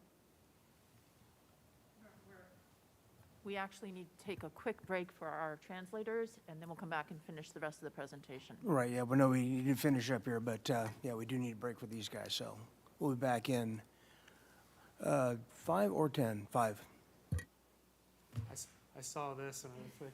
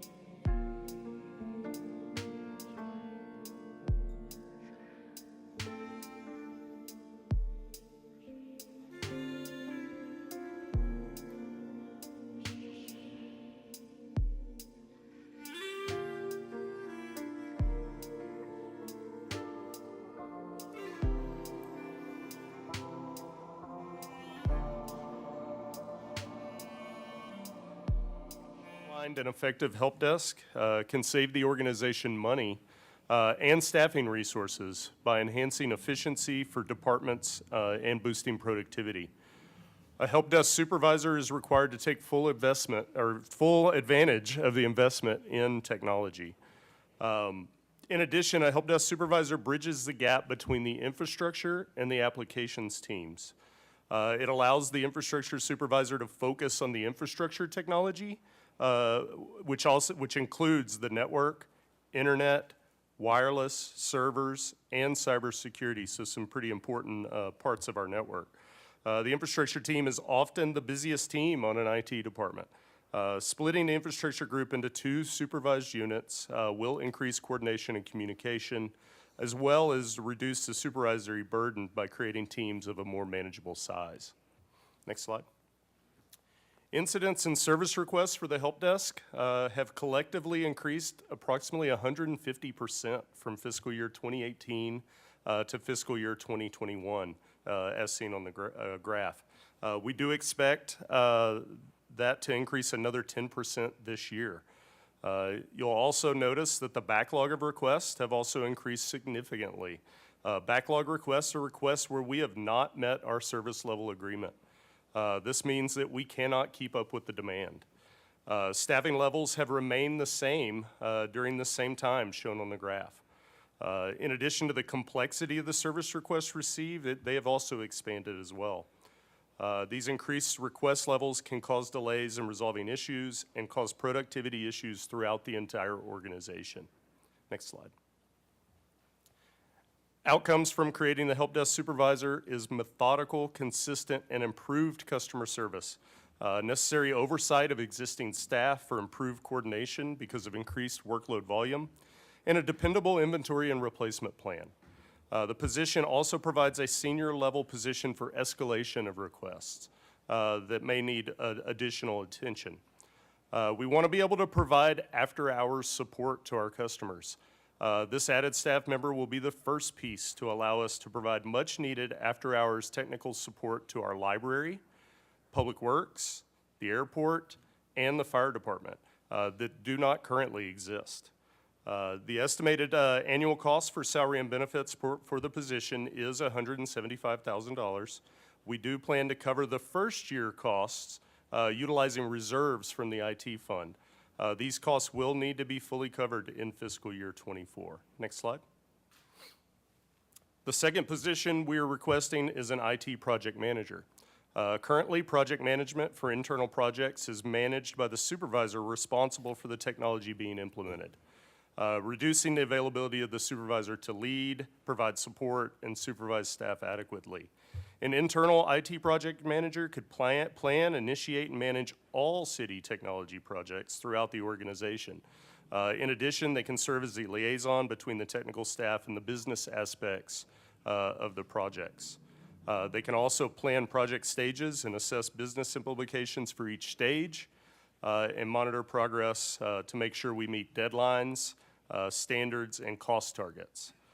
This additional position will ensure the organization successfully provides true IT governance. Next slide. Project management is an integral part of all successful technology implementations. The challenging implementation of Acela demonstrated the need for project oversight and project management. It became mandated for all technology projects. This mandate has resulted in the costs seen on the slide here for the last 3 years and estimated for next year. The average cost of project management is about $210,000 a year. Keep in mind, these are only projects that have been contracted with outside vendors and do not count for all of the internal projects that are taking place utilizing city staff. The estimated annual cost for salary and benefits for the IT project manager is approximately $200,000, and funding will be included in all the project budgets being managed, so they'll be part of the budgets that already exist. Effectively, we're asking to bring this in-house instead of outsourcing it. Next slide. Next slide. So we'll now walk you through the reserves. The slide summarizes the estimated reserves of the IT operating fund in the past few years through staff vacancies and careful management of spending. Our team has maintained reserves above policy. Historically, any reserves above policy have been used to supplement our network infrastructure, desktop replacement, and other capital projects. This year, we're proposing to use a portion of our available reserves to fund the help desk supervisor. Here are our reserves in graphical form. Next slide. You can see our projected reserves to be well above council's policy target. Next slide. That concludes our presentation. Before we get to questions, I would like to thank our staff for all the work that goes into preparing a budget and for all the work they do on a daily basis. They include our information technology manager, Rudy Fiddler, our infrastructure supervisor, Adam Turner, application supervisor, Alec Hardy, and last and certainly not least, Diego Martin, our finance analyst. We'd be happy to answer any questions at this time. Okay, questions, brief questions from council. Mr. Jordan. I have like 100 questions. I just want to see your hair stand up for a moment. Okay, so good morning. Just a couple quick ones. The need for a help desk supervisor, next time you do that slide, you should say from IT reserves, so everybody doesn't sit up and say, wait, more reserves? That's what I'd suggest. But I'm just wondering on the calls and the benefit there. Generally, when you look at calls, not incidents, or however you're doing that, in my language, I would categorize those into user error or training issues versus actual equipment failure or hardware, software. And so what's kind of your split on that? On when are you spending a lot of, where I'm at really going with that, are you spending a lot of effort on calls that are a result of lack of training or something people should know on that end and not burden a help desk that should be handled proactively down at the department level or not? Great question. I'm going to let Mr. Fiddler take that here in a moment, but I will say not only have our calls increased for things like that, but they've also increased because we're now supporting technology that we've never supported before. And we have a lot of technology that we're not supporting and we should be. So that's one more reason for the position. But Rudy, if you want to talk about that split. Sure. Councilman Jordan, council members. So the split on that slide, the incident requests are break fix, something's broken or not working, right? Someone can't work, or don't know how, right? That percentage continually gets smaller. I think we do a good job of training our group. What you'll kind of see, if you can get back to that slide, is that the support requests are really where we've grown a lot, and that's requests for service, right? Creating accounts, build outs within systems and those things. So it's more just kind of the increase in workload. Yeah. So it's more like my life. Life is changing too fast, right? Catch up. And then on the project manager, how does that get funded after your projects are done? What happens then? Do you continue to have projects, or is this person then in place and now we have to increase chargebacks because we have a project manager, but he's not funded by a couple or 2 or 3 projects that are coming? Yes, excellent question. So as we all know, technology rapidly changes. We don't anticipate a lack of projects. As we're going through this strategic plan, we've identified so many that could really streamline the operations of the organization. So we don't anticipate projects going away anytime soon. We expect that every year we'll be bringing new projects to you for your approval. Okay, and I just have one more. When I got on council, one of the great things I got trained on was on base. And because, it's the website to go search for a CDP that was issued in 1995 and find it without looking at 1,000 entries first is just miserable. And the ability of on base to actually custom the search. And then I lost interest really quickly because of our inability to get stuff scanned in and prepared for on base. And so I'm wondering, I literally have not looked at on base in over a year because that was it. Every time I looked at on base, it wasn't there, and so I'd go struggle to look on the web. I'm just wondering, if the capability or the backlog in digitizing has increased or gotten better, and if not, and you're sitting on reserves, is there a role for reserves to play into getting that into on-base so that people can actually use that better than whatever the other option is? Yeah, Councilmember Jordan, thank you for that question as well. We continue to get data into on-base. A big project that's taking place kind of behind the scenes with the website transition is moving all our boards and commissions data into on-base. We have other departments, I believe the fire department even mentioned that they're working on getting their records into on-base. So it is a constant project where we're trying to take this old backlog of information and get it scanned in and accessible and on-base. So I encourage you to look at it again now, and I think you'll find some things that weren't there before. Okay, thank you so much. Thank you, Mr. Mayor. Any public comment, Madam Clerk?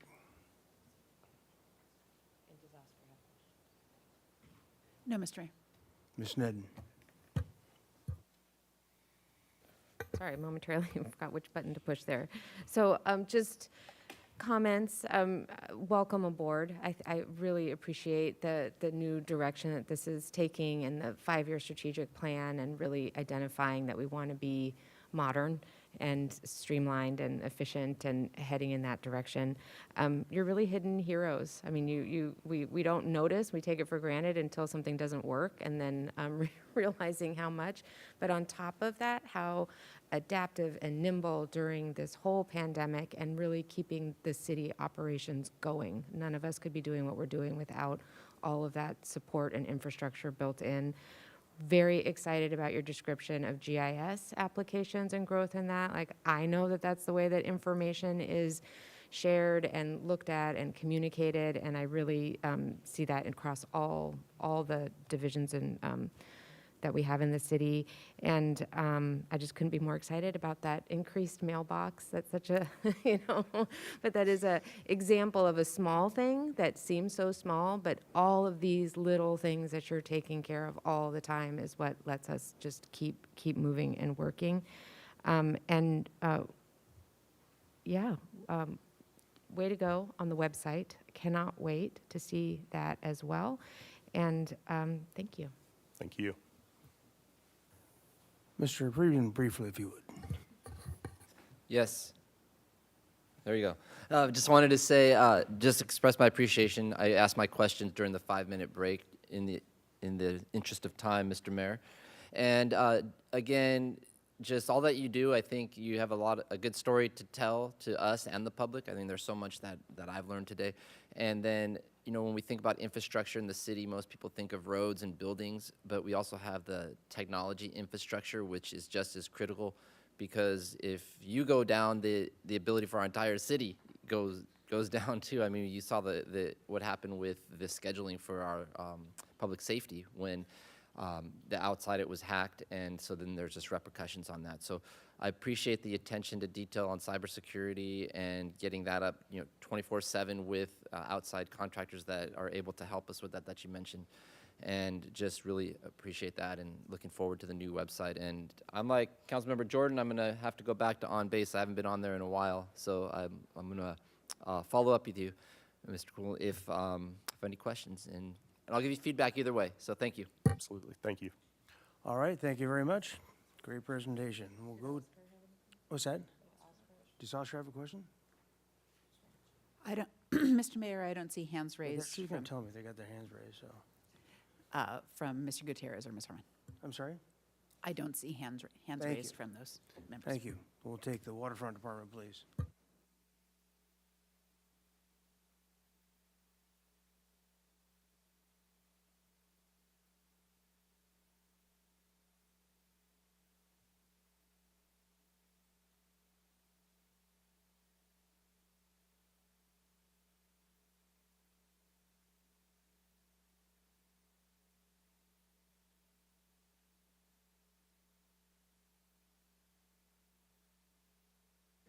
Okay, very good. Mr. Wiltshire.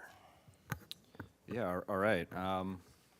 Good morning, Mayor Rouse, council members. We'll do our best to keep it in the morning. I'm Mike Wiltshire, Waterfront Director, And I have with me today Mr. Brian Bossy, our business manager, and also if questions arise, we have Eric Engbritson, our harbor operations manager, Brian Adair, our facilities manager, and Damien Goodall, our accounting supervisor. Quickly before I get started, just want to give a huge thanks to staff who do all the work on the back end. This presentation's kind of the easy part, so huge kudos to Damien Goodall, who's here. He kind of lives in the budget, lives our numbers, and makes all this super accessible to us really all the time. So he put a ton of work into it this year. Real quickly, so here's kind of an outline of what we're going to be going through. At first, we'll take a dive into the waterfront department, overview, highlights, and then we'll get into the numbers, budget part, revenues, fee changes, expenditures, capital projects, and then we'll end on where we're at with our reserves. So ideally, we'd like to get through our presentation. We can hold questions till the end, but if there's anything really pressing, feel free to stop us. Here is a quick look at our department by staffing. So permanent staff, we have 48 full-time employees. In addition to that, we have 30 to 70 hourly employees. Those hourly employees are very seasonal. They mainly support our parking operations and additionally support our facilities maintenance and custodial and some harbor patrol efforts as well. As other departments do, we also rely on a fair amount of contract work. I did just want to give a quick nod to the relationship between the Waterfront Department and Momentum Work, Inc. There's been kind of an interesting, really amazing relationship there for over roughly 30 years. Momentum Work, Inc. provides work support for our custodial and minor maintenance in the harbor area, and they really empower and hire people from the disabled community, and it's just been a real part of the fabric of the waterfront. So I just wanted to call out that long-standing relationship.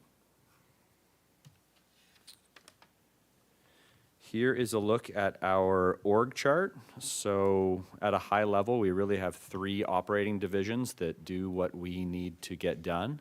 On the leftmost are business services, and within that there are 3 programs.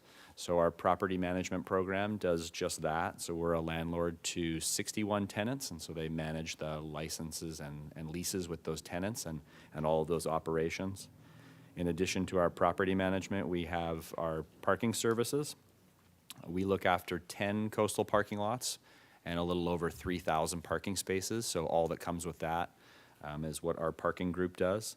And then our internal city budget and financial management group that handles all of our accounting and day-to-day financial transactions. And in addition, this process, our internal city budget and everything that comes with that. Moving over to harbor operations. So the main program within harbor operations is Harbor Patrol. They're a 24/7 law enforcement unit who also provide full EMT, full firefighting services, and they address issues both on land and in the ocean. In addition to Harbor Patrol, we have our Marina Management Group there. They really oversee the front counter and are kind of the face of our operation. So any sort of vessel movements, we have roughly 1,150 vessel slips. So they're handling visitor vessel transactions, monthly slip payments, all those sort of transactions that you would think would happen with a regular harbor. They're there and acting as kind of the face of our operation. And our front counter down at the waterfront is open 7 days a week. So it's staffed 7 days a week. Last but not least, our facilities services group, hugely important for a capitally intensive department like ours. So our facilities group maintains, upkeeps, rebuilds, renews everything we have down there. So we look after a pretty massive amount of infrastructure from Stearns Wharf to all of our marinas or docks, harbor, all the buildings down there, both on the wharf and in the harbor business district. And all the utilities and parking lots. And so this is really the group that is there day in and day out handling and maintaining everything. And not to mention it is an extremely kind of corrosive and tough environment to maintain anything in. So they're out there every day making sure that everything is operational. And in addition to that, we do have a small capital group, which consists of 1 project engineer. And that person, in conjunction with our facilities manager, essentially move forward our capital and reinvestment program. So we try and reinvest about 10% of our operating budget back into capital to kind of maintain the infrastructure and projects going forward. And that project engineer position looks after those, moving those capital projects forward. From a high-level overview, some of the highlights of our department. So first and foremost, we are an enterprise fund. You all know what that means, but it means that we rely solely on the revenues that we generate in the waterfront to do everything we need to do, from all of our operations to all of our capital. Mr. Bossy will touch on it later, but our main sources of revenue, we really have three main sources of revenue. So we receive revenue from our parking operations, from our marina and tenant slips, and then we have our tenant businesses who occupy our space. So those are really the three major sources that fund the waterfront operations. We are a harbor, but we're responsible for much more. As I mentioned before, we're a landlord to 61 tenants, and these are folks who make their livelihood down there. This is a big economic engine. They've been in the waterfront for a very long time, and it's a very mutually beneficial relationship. As they do well, we do well, and if we do well, they do well, and so it's been a long-term relationship with our tenants. Additionally, we look after Stearns Wharf. Just a little bit of a nod to Stearns Wharf. So it was built in 1872, making this year its 150th anniversary. So the Waterfront Department has been working with all of the wharf merchants to kind of celebrate this throughout the whole year. We've been celebrating it through Wharf Wednesdays, so the first Wednesday of every month, which was last night. There's live music from 6 to 8 p.m. All the wharf businesses have been providing discounts and deals, and we're just kind of trying to grow this event. One of the fun things that we have done is every Wharf Wednesday at 6 p.m. we have been firing the historic Stearns Wharf cannon. So if you haven't been there for it, come check it out. It's louder than I was anticipating it to be. And we intend for these events to kind of grow throughout the year. There will be a Wharf Wednesday every year, or every month, first Wednesday of the month. And that'll culminate to sort of the big event on October 8th. It's going to be live music. We are going to have a fireworks show and really kind of commemorate the wharf. So we're trying to build this as we go throughout the year. And I believe this is my last slide before I turn it over to Mr. Bossy for the numbers. But just a real high-level look at some of our priorities and challenges this year at the Waterfront Department. So it goes without saying that COVID had some major impacts to our budget and our department.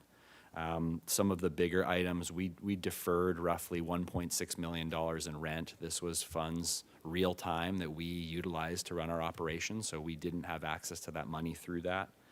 We saw some pretty heavy hits to our revenues. Our parking revenues were significantly impacted, and our tenant rents were really significantly impacted. We were required to make some pretty dramatic expenditure cuts. We essentially froze our capital projects program. We let go a number of hourly staff and really combed through our supplies and services to reduce through that time just to make sure we could make it through. In addition to that, we required the pretty heavy use of reserves just to cover our operations through COVID. So it was not to be brushed over, and there was definitely some financial impacts. With that moving forward, that's sort of driven our goals for this year and the coming years. One of our main goals is to essentially resume our capital program. These are really the dollars that we use to put into our infrastructure going forward to make sure that we're bettering the waterfront and making sure what we have is there in the future. As I mentioned before, we aim to reinvest 10% of our operating budget, so that's about $1.5 million to $2 million a year into capital.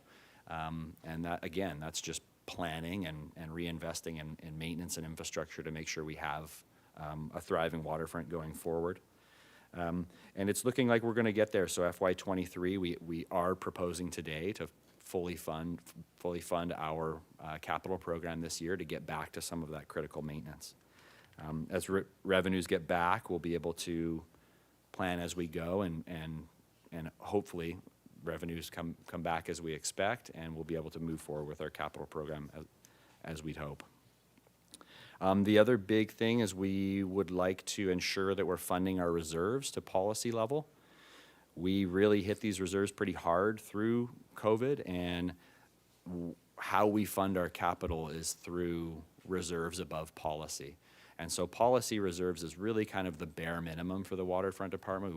We are really capitally intensive, and so that delta between what we're supposed to be keeping for a rainy day and what we need to fund our capital. So in theory, we'd like to be budgeting and sitting at a place where about $1.5 million to $2 million above our policy reserves, because that allows us that funds to continually reinvest in our capital program. One of the biggest ones that's been no surprise to any departments over the last year is just addressing rising costs and inflation. So we'll discuss this a little bit more, but our cost of doing business at the waterfront, and this is with no addition of new programs, no addition of staff, really just status quo business, our expenses have risen by a little over $1 million on a $17 million budget. So that's significant. So that puts the onus on us to balance that. That means we need to match our revenues and expenditures, and you'll see later some of the fees that we're proposing, but it's our responsibility to make sure that we can cover our costs of operation, both minimizing expenditures where we can, but identifying revenues when we need to. And then some of our long-term considerations are mainly our big dollar items and some of the more unknown type things. So marina replacements, these are something that are coming down the pike. We replaced Marina 1 relatively recently, within the last 10 years. These are big dollar projects that we don't typically have the capital sitting around to do. So we'll likely debt service these types of projects. We did that with Marina 1. The debt servicing on Marina 1 comes to an end, I believe, in 2028. So now is kind of the time where we're going to start thinking about what we're going to do for Marinas 2, 3, and 4, because we're going to have to rotate through those at some point. So having some capital and some ability to start planning for those sort of large-scale projects going forward in the next kind of 4, 5, 6 years type thing. The other thing is sea level rise. Of course, we met on Tuesday here. Great news with the California Coastal Commission grant. That's hugely helpful for us.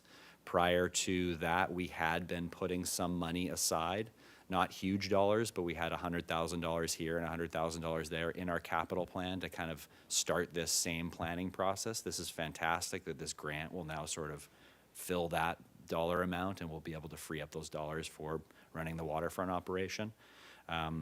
Going forward, we'll see this is kind of the next big step and a big unknown thing, and as it unfolds, we'll gather more and more information and be able to plan better for things like sea level rise. And of course, at the waterfront, we are somewhat the front line, and so it's front and center on our long range planning.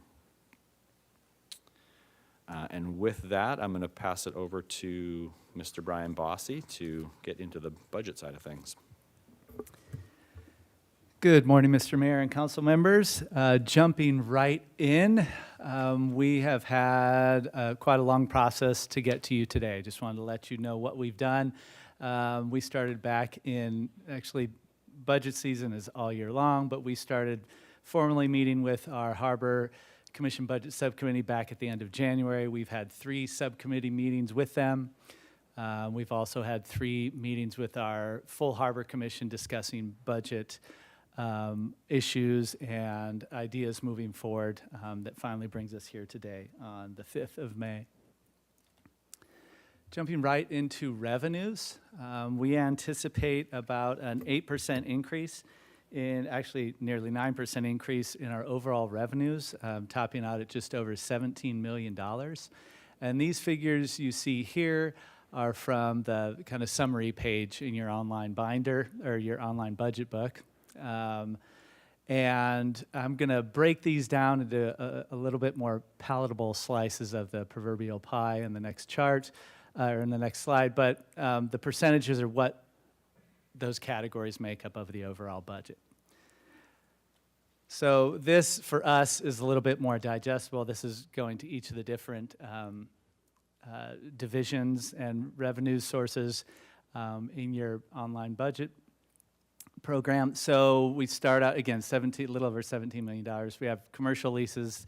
That's everything from Channel Islands outfitters to our yacht brokers and things of that nature.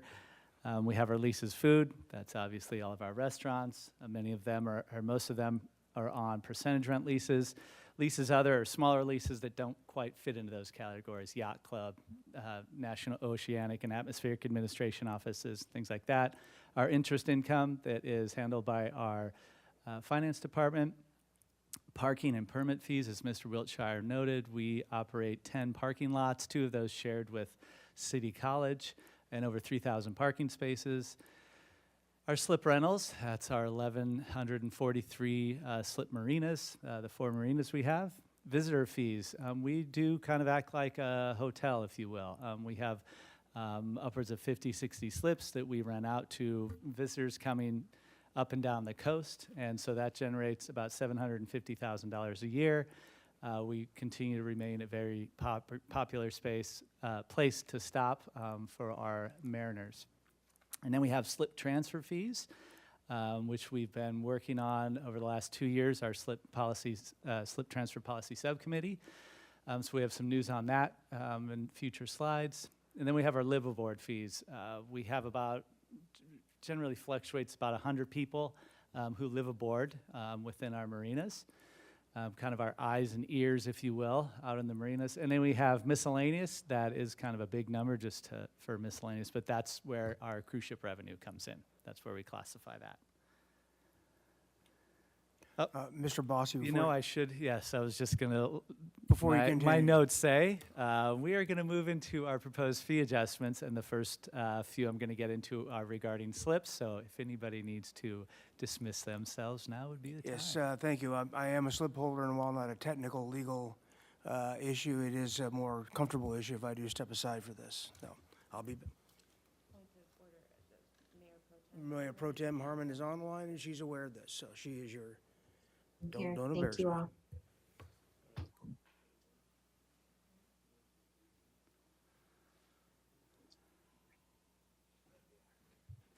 Thank you. Please proceed. Okay, so we have a number of proposed fee adjustments this year, but we have 4 primary ones that generate the overwhelming majority of the new revenue that would come from these adjustments. The first is our slip permit fee, and we are proposing a 5% increase. That generates about $241,000, and this would be applied to all of the slips in the harbor. It also goes with there would be a subsequent increase to our liveaboards of 5% as well as our commercial fishing group. So a 5% increase. And then I'm going to get into what does this look like, 5% of what? So what we've done is we've broken it down for you. We've taken our major slip length categories and what that would be in a change per foot, and then what that would result at month's end. What does that add to their overall bill? So just real quickly, how this compares, a 25-footer goes up about $12.42 a month. Just to let you know, Ventura Marinas, this would bring the monthly for that slip to $290. Ventura Marinas average $289, so we're right in line with Ventura. The marinas down there, a 40-footer, that would increase $22.66 per month added to their bill. That brings them up to a total of $511 per month. And Ventura Marinas average $657 a month.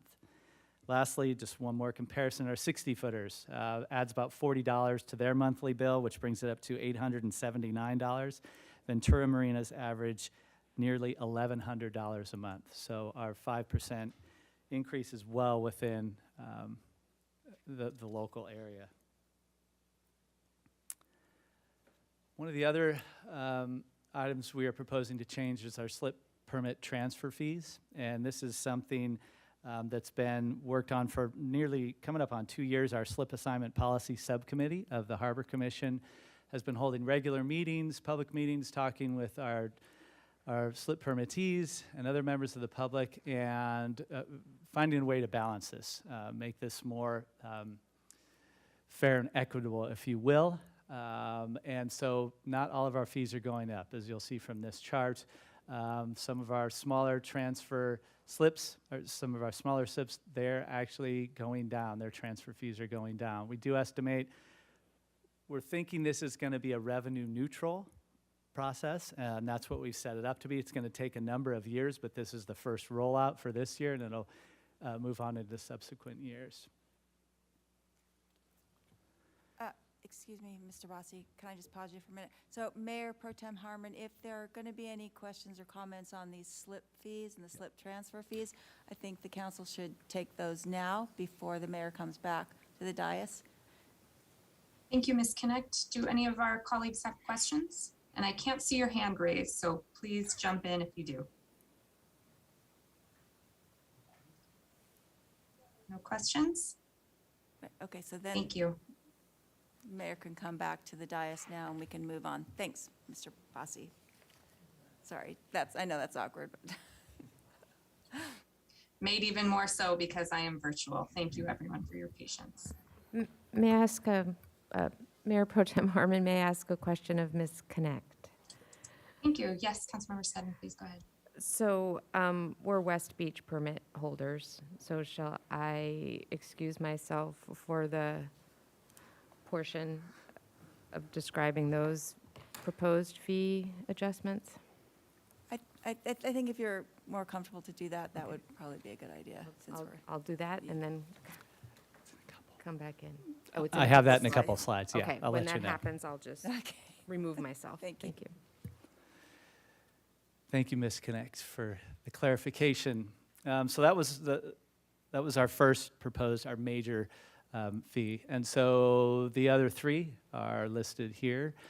We are proposing a cruise ship passenger fee move from $7 to $10. This is similar to some of what our other ports that are similar to us do. Avalon, I believe, is $7, and Monterey is $10. We're proposing to move ours up to $10. This will help defray the cost of the shuttles that we provide that none of those other similar port cities provide. That generates about $152,000 additional dollars.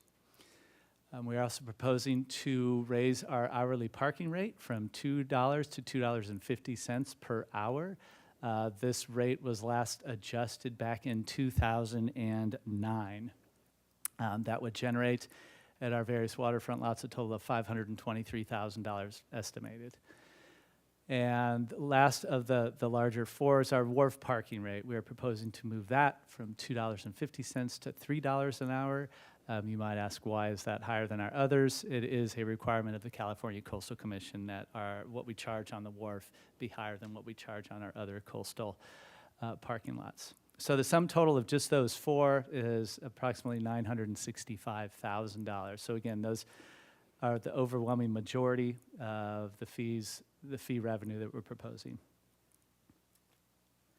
So the remainder, this is where Councilmember Sneddon, if you wish, you can step out for a couple of minutes.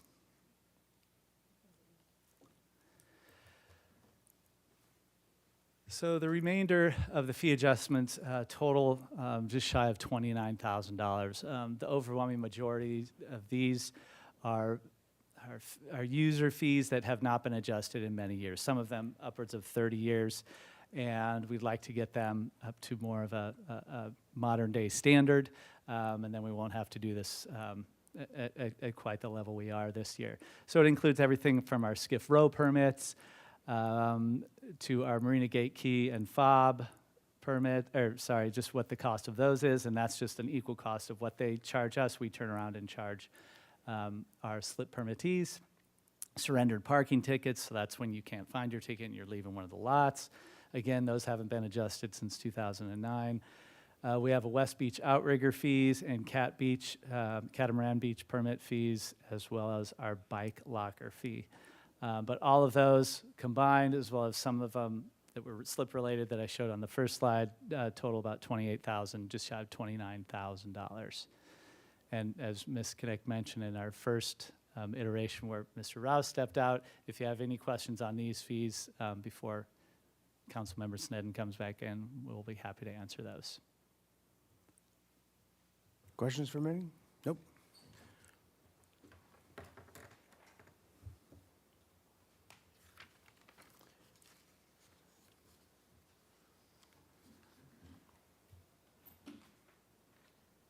Okay, please continue. Okay, on to the flip side of revenues, and that's our expenditure budget for this year, or for fiscal year 23. Overall, we are anticipating an 8% increase over fiscal year 2022. That amounts to about $1.35 million. And this is the way those expenditures are broken down between the various work groups. So these all come from your online book, if you will. And just to let you know, working through, we have admin and community relations, our property management, parking services, harbor patrol, marina management, our facilities maintenance, which is a big portion of what we do down there, as Mr. Wiltshire noted. It's a harsh environment, it constantly needs upkeep. But I want to focus on these last three in the upper left, about 9:30, 10 o'clock, going to midnight there. We took our facilities design group and we broke that down. It was a little, it's a little confusing. We have a little over one full-time employee in there, and the budget was, over $3 million. So it can get a little confusing. So what we did is we broke it down to make it a little bit more, again, palatable for you. So facilities design, that person, and a number of the things they do, expenditures $304,000. But also lumped in that group are our capital program. So that's an additional $1.725 million. And then our debt service. We service debt, as Mr. Wiltshire mentioned, on a number of things, including our Marina One renovation program. So sum total, $18.2 million, again, up 8% from fiscal year 2022. Our capital fund, again, I keep saying Mr. Wiltshire said this, so he kind of stole my thunder in his intro. We'll talk about that. But what we've got, we take our funding from reserves above policy, as well as our capital reserve, which is also known as our Harbor Preservation Fund. We have 9 projects that we're proposing for fiscal year 23. What we've taken to the last few years in light of COVID, and we feel a better system, is instead of putting large sums of money into a project that's just starting off, we decided to taper that off a little bit and start slower. So we've got a number of projects here that are just in the design phase. So we're putting $50,000 here, $50,000 there to look at design, and then we'll move into more the construction phase and additional dollars moving towards those programs. Everything from a fire alarm system design down to Stearns Wharf timber and pile replacement, obviously a very important part of what we do down at the waterfront. Through separate funding, we will also be funding a Harbor Patrol Boat 3 replacement to the tune of $750,000. Just to let you all know, we set aside funding every year in a vessel replacement program, similar to what Fleet does for all the city's vehicles. We started doing that probably about 8 or 9 years ago, and this is exactly where it comes in handy, so it's not a major hit to the department, because those boats are expensive. They perform on a daily basis, fire, rescue, and a whole host of other things that they do. And then we are also funding some interior dredging, both at the wharf as well as the harbor along the breakwater, and we'll be funding that from some Marina One reserves. We do have 2 proposed staffing changes. We have an assistant parking coordinator that we are proposing to move to a parking coordinator, and we have an admin analyst 1 that we'd like to move to an admin analyst 2. Both of these positions are currently operating at these levels, so we'd like to place them accordingly.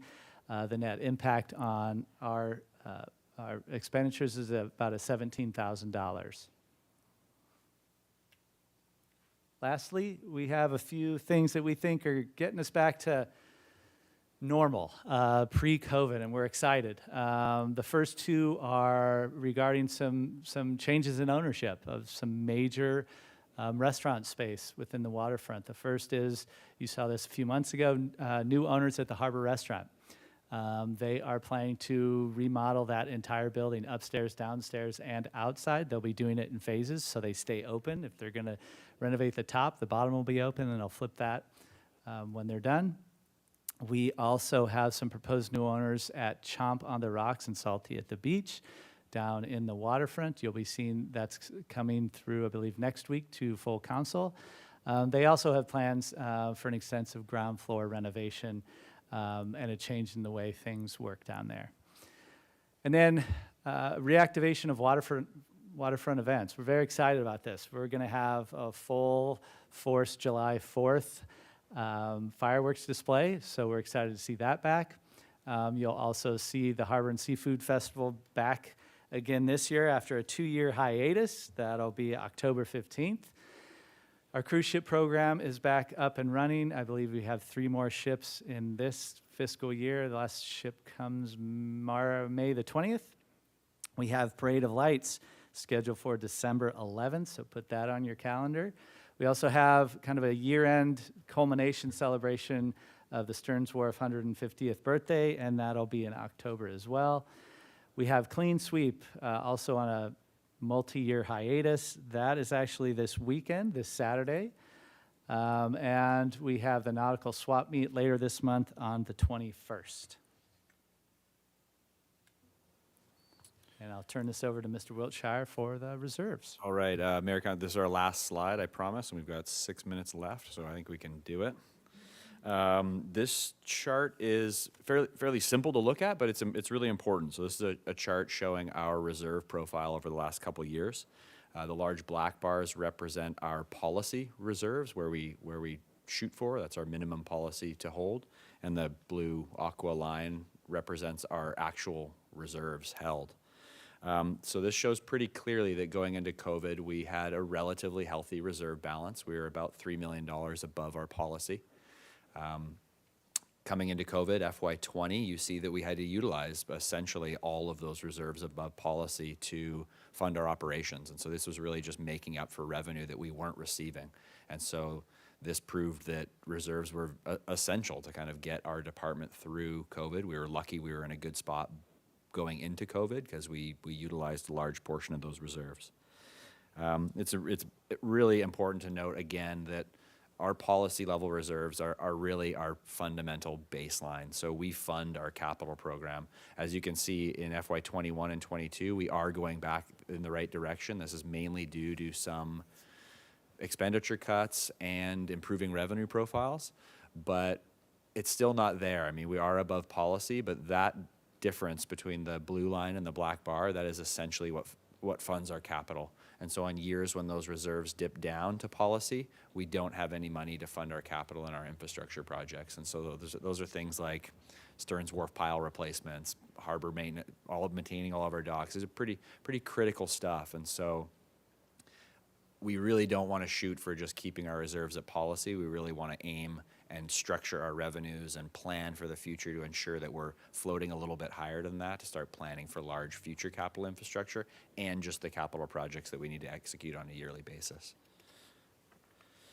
I think that's it. And so again, the trend is going in the right way. So you look at FY21 and 22, it's always nice to see reserves line going up. That's a good thing. It's not quite there where we'd like it to be. There is some optimism down at the waterfront. Our FY22 Q3 numbers are coming in above what we had budgeted. It's nice to see services returning to the waterfront. It's nice to see people returning down there. It's good for our tenants. It's good for everything down there. We still have to be cautious and conservative and keep an eye on bigger economic trends, where things are going. We're really our market and where we derive our revenues is really a product of people being able to get out and do what they do, spend money at our restaurants and use our services. So we need to keep an eye on the bigger economic picture going forward. But right now there is some optimism down there, and it's lively again. Things are happening at the waterfront as they were in the past, and it's nice to see. So with that, I will go to questions. Okay, questions for staff. Ms. Snedden. Thank you, Mayor Rouse. I just have one. First, I'm just really excited everything's coming back, and really thank you for being like literally safe harbor during the pandemic. I know myself, I did a lot of kayaking out in the open, just it was a place to get away from people. I also really thank you for addressing the sea level rise budgeting and having that as part of your presentation. I think that's your ground zero for that. So my question is about commercial fishermen.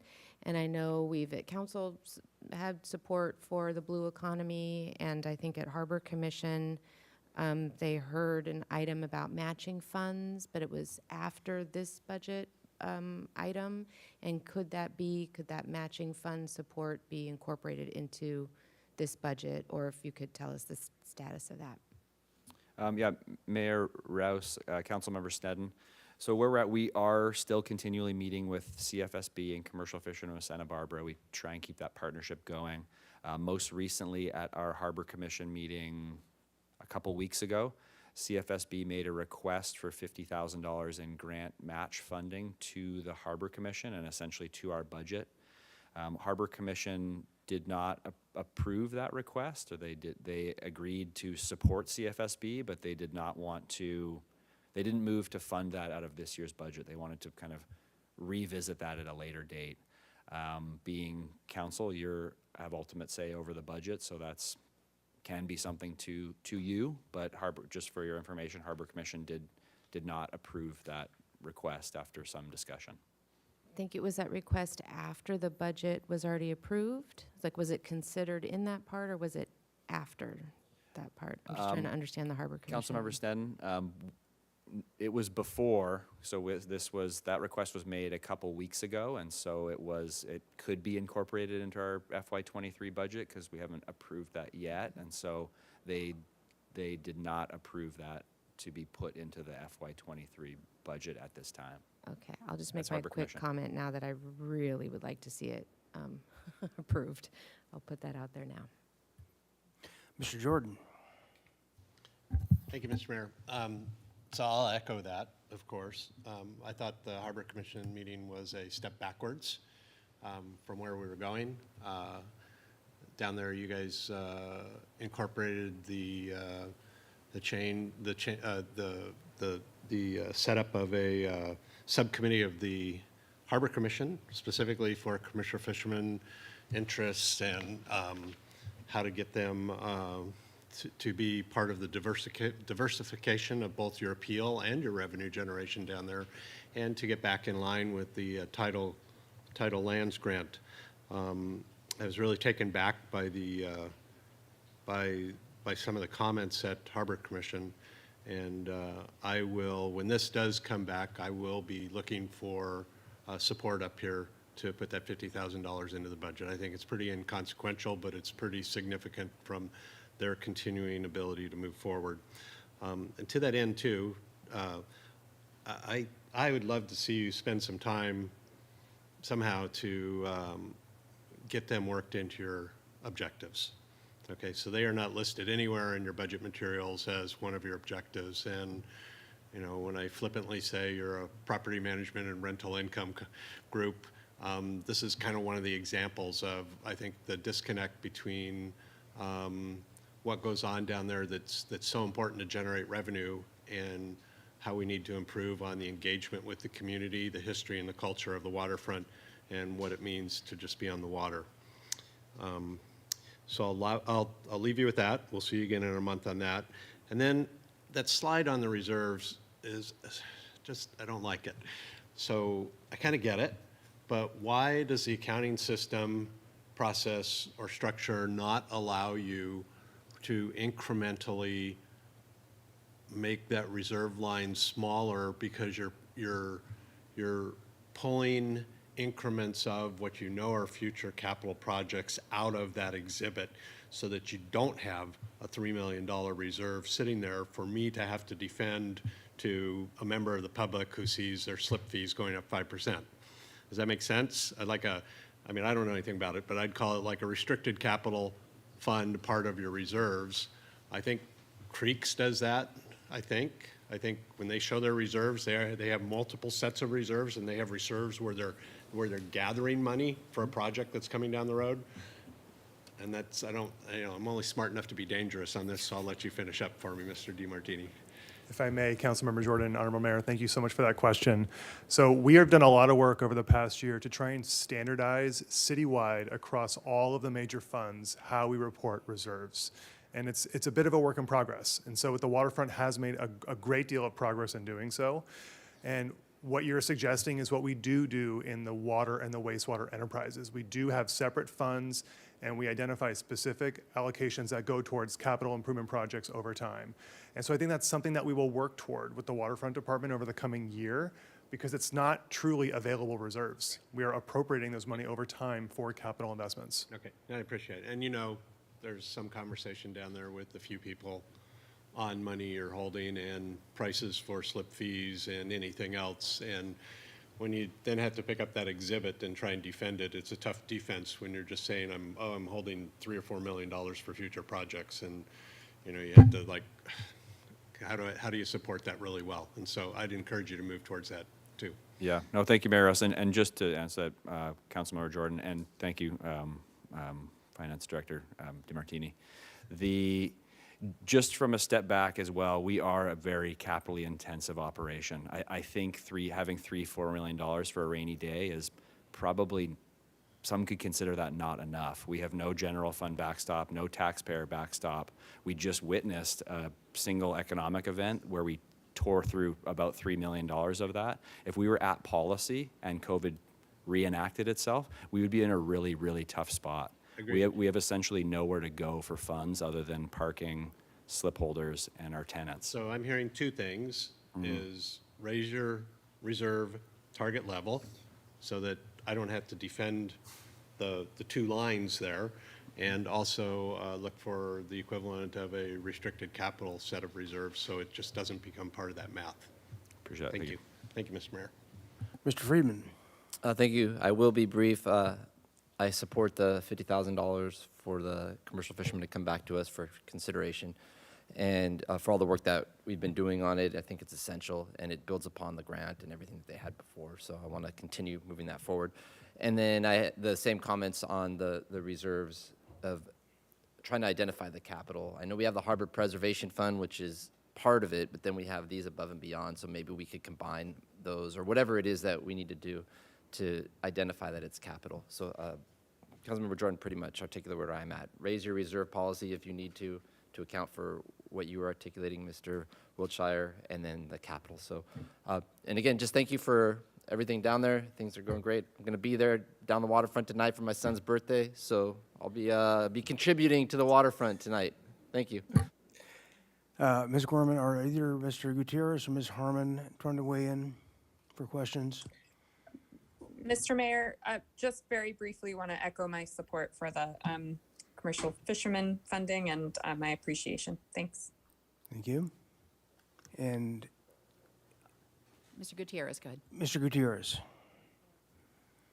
I also want to give my support for the funding, and also thank you for the efforts to accommodate our local Native tribes.